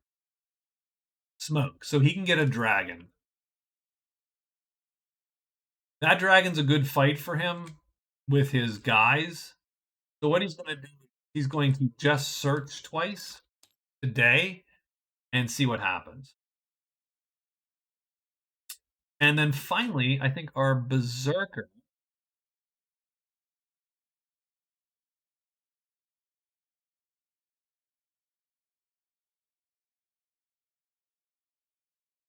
is going to go 1-2. He's going to deal with the shot, get his thing. He's going to times, I think, because he don't want to get jumped by the order. And we do have a couple rests. Darn it. So again, I'm retconning because I'm a dummy. And let's say that he pulls that back to there. So he's going to hide 2 times. He's going to move and move into the chapel. He's going to rest. And there you go. And hopefully he's going to score Ancient Scroll. So that's cool. And get his curse lifted. Also cool. So I think we are done for day 14. Gray magic in every clearing, and anything we roll today comes back to life. So let's do that right now. 3. Ogres, wolves, goblins, octopus. So here we go. These goblins leave the board. The trolls, these guys come to life. The company, wherever they are,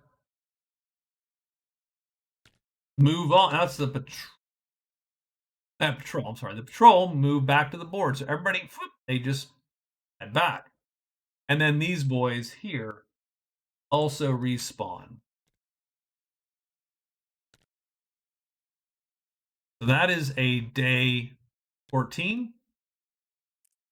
That's the roll for day 14. And let's get an order of play here. Berserker is first. He's going to hide 2 times. He does. He moves in. The funny thing is, the patrol immediately show up at the chapel.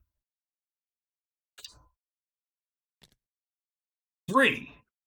I don't know that they like him. The patrol do not like him. So, whatever. So he goes in. He's going to rest, of course, because he gets an extra rest. So he's going to pull that back to there. He is going to sell. So he's going to turn in Ancient Scroll, selling the Glimmering Ring to who the hell's there? The shaman. So the shaman will take the ring.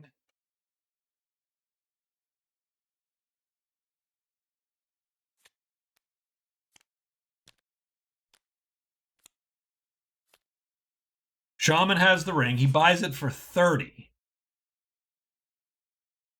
Our Berserker gets plus 30 gold. His guys are gone, so they're not hired anymore.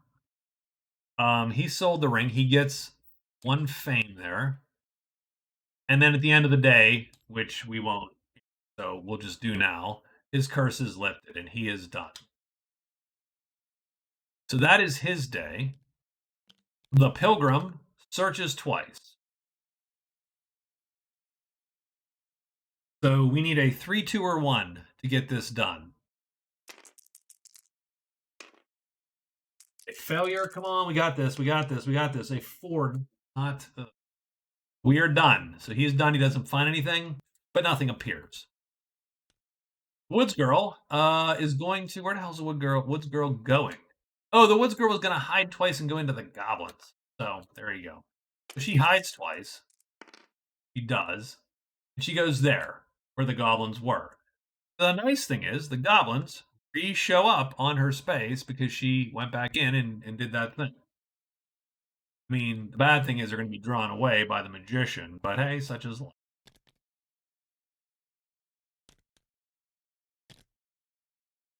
And then the magician does his thing. He hides once, see if he's hidden. Come on.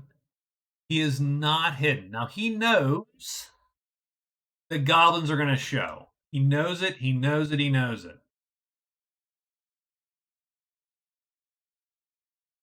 So he has some options.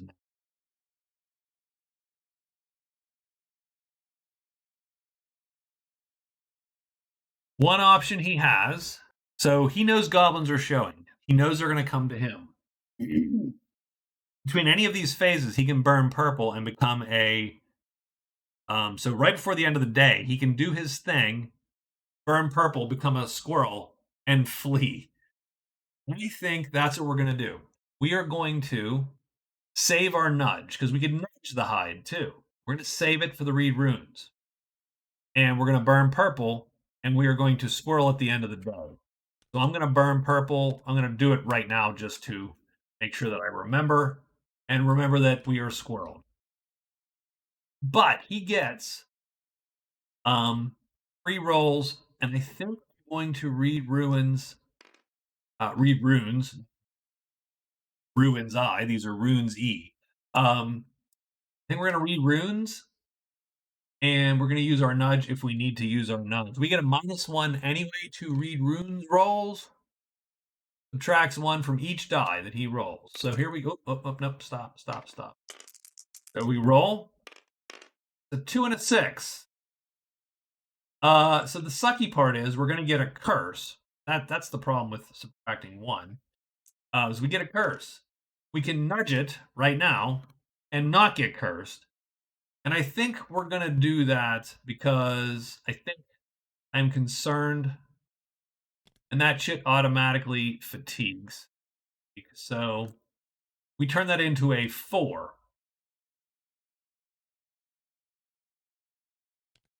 Which means we awaken the spell. I mean, we could totally take the curse instead. What are the curses?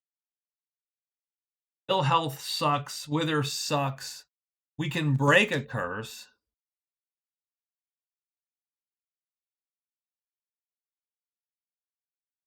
So do we nudge it or do we just suck it up and take the curse and hope it's not one of the crazy bad ones? Let's suck it up. Let's take the curse. We're taking curse now. 5 is. Gold is worthless. That's fine. That is fine. We have 10 because we started with 10 and haven't done anything with it since. -99. Done. That's fine for now. So that's our first search phase, which didn't work out like we wanted. Our second read rune. We're looking for a 4 or less. We get a 4. We are now going to nudge this die right here to a 3. And when we nudge it to a 3, so that drops, that goes. We've now nudged this to a 3. And so we can learn the top spell, which is a type 3 spell. And so, I mean, what we actually do is I'm going to clone and we don't do events, we do spells.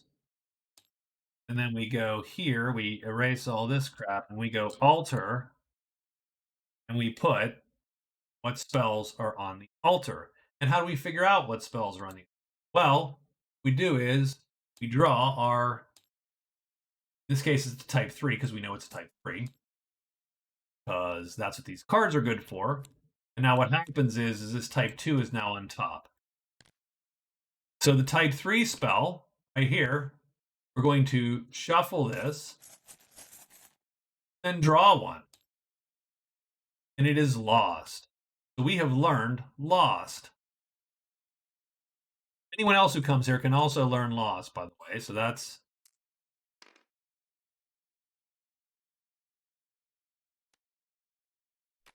it's not super useful unless you're PvPing. If you are PvPing, it is pretty crazy good because you can screw a lot of people.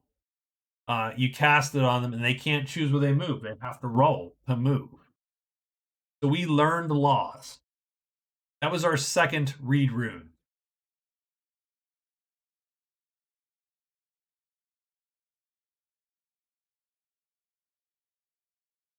Now there's a type 2 spell on top. So let's write this. So what we do is we write that here so that we know.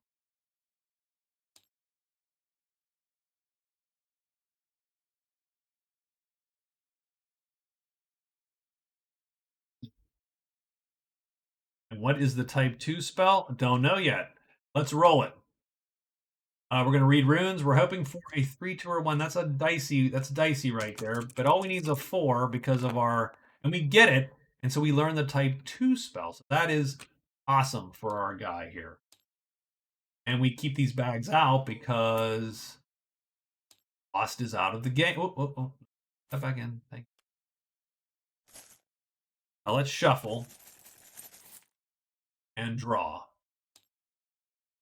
You get Flame Sword. Well, Flame Sword is intriguing for our magician. It's a type 2 purple.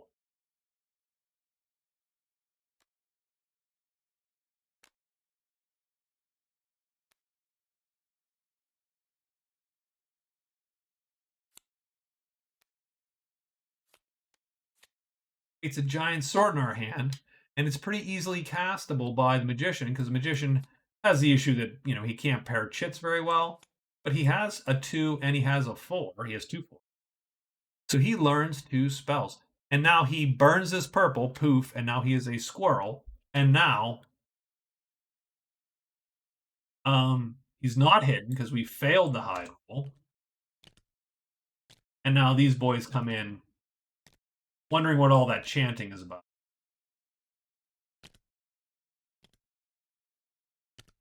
And we're going to use that to run away. So this is going to be easy.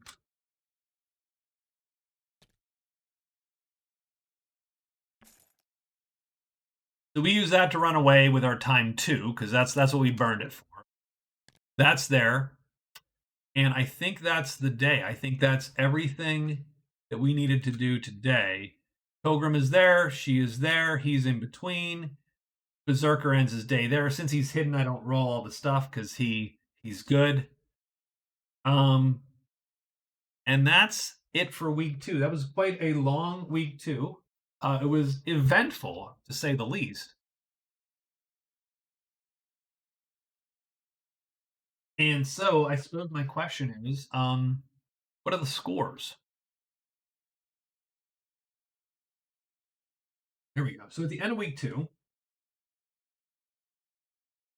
the magician actually has points. He scored 2 points in cards.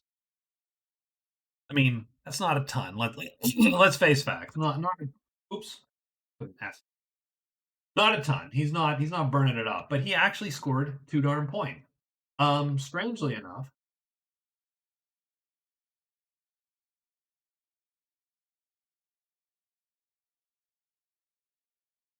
I thought he wasn't going to score anything the whole night. I was like, oh, it's going to suck. Anyone who plays magician is going to make fun of me. And they probably still will, by the way. Nonetheless, magician has learned 2 spells. The nice thing is he gets 2 points for learning the 2 spells. That takes him to a total of 4. And all of a sudden now his score is at least acceptable. He is in the lead for spells. He has some cards under succeeded. And so he's not in a bad way.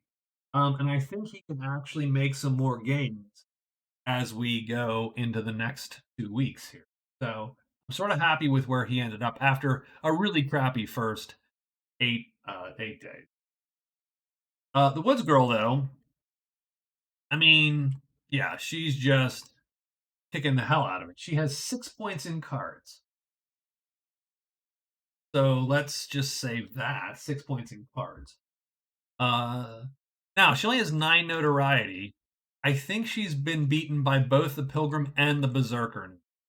So with 6 points of notoriety or prowess, she has now scores 0 because the Pilgrim and the Berserker are both going to score there. Gold. She has 27 gold. Well, guess what? Oops. There's 27 gold.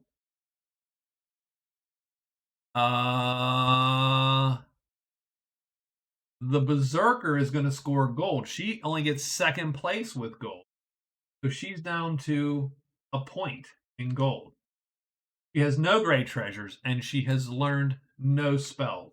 So she has scored 7 points total, I think. She has lost prowess and she has lost gold.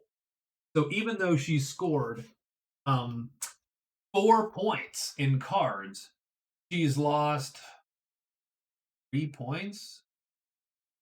She's lost 3 points in the other category. So that brings her down to earth a little bit. Now that the Berserkers killed some stuff and the Pilgrims killed some stuff, now you're seeing the Woods Girl get sort of dragged down into the muck with the rest of them. Let's look at the Pilgrim. Pilgrim has a single point in cards. He has 29 prowess. 29 prowess. Oops. Lord knows what I just did there. 29 prowess is going to put him in first place for prowess. So he has 2 points there. He's not going to score gold. He's not going to score great treasures. He's not going to score a spell. So he gained a point. He has 3 points. So he's solidly in a bad spot there. But he's working on scoring Secret of the High Pass. Berserker scored 1 card. He has a point of prowess because he is in second place. And he's actually winning gold. And he is winning great treasure. So if we total that up, he has a total of 6 points. So he's winning gold. He's winning great treasures with 2. He really needs to sell the flying carpet because it does him no good. And so at the end of week 2, whereas day 1 or week 1, the Woods Girl was ahead, 6-2 to nothing to nothing. Now the Woods Girl's only, she's been dragged back down into the fray. The Berserker has moved up because of that Ancient Scrolls card that he turned. He got 30 gold for he got 30 gold for the ring. Scored a point there. So that's 3 points for him right there. And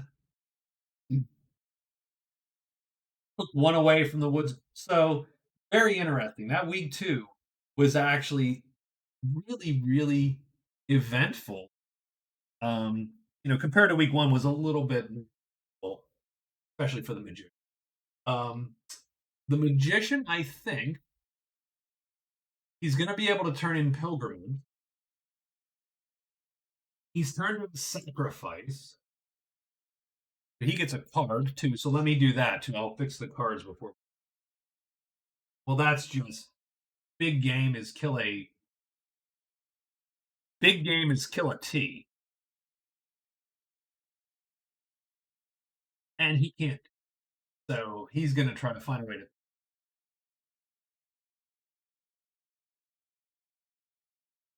So that stinks for him. Um, Also, the Berserker. So the Berserker turned in Ancient Scroll, and he has Arsonist, and so he has the ability to uh, the ability to either burn someone's. Yeah. Arsonist. Choose between the following options. Retribution. Your target is an enemy native group of your. How many enemies? The Berserker, I don't think has. He has unfriendly, though. The patrol and the guard. The patrol are heroes. Your target, revenge. Your target is an enemy for which you are unfriendly. Your reward for completing this mission is 1 VP, random loot roll from their treasure pile. And then finally, nefarious plot. You've been hired to do a job. Roll a random dwelling. You can choose to perform the arson or warn them of the plot. So, if he does nefarious plot and he gets super lucky and rolls the chapter, then he could turn that in, become friendly with the order. And then at that point, if I'm friendly with the order, I'm hiring one of those bad boys and going on a killing spree. I think though instead he's just gonna burn the little wherever the patrol is staying, he's gonna burn that crap. Because then he gets a small treasure out of their little pile and he gets a VP. Um and he can probably sell to the order and he can sell the magic carpet, so that gives him some more gold and sort of cushions that lead. So we'll see where that goes. We also have to draw 3 events, which we will, I think, when we um, get started on week 3. But that is going to be a little bit in the future. It is late.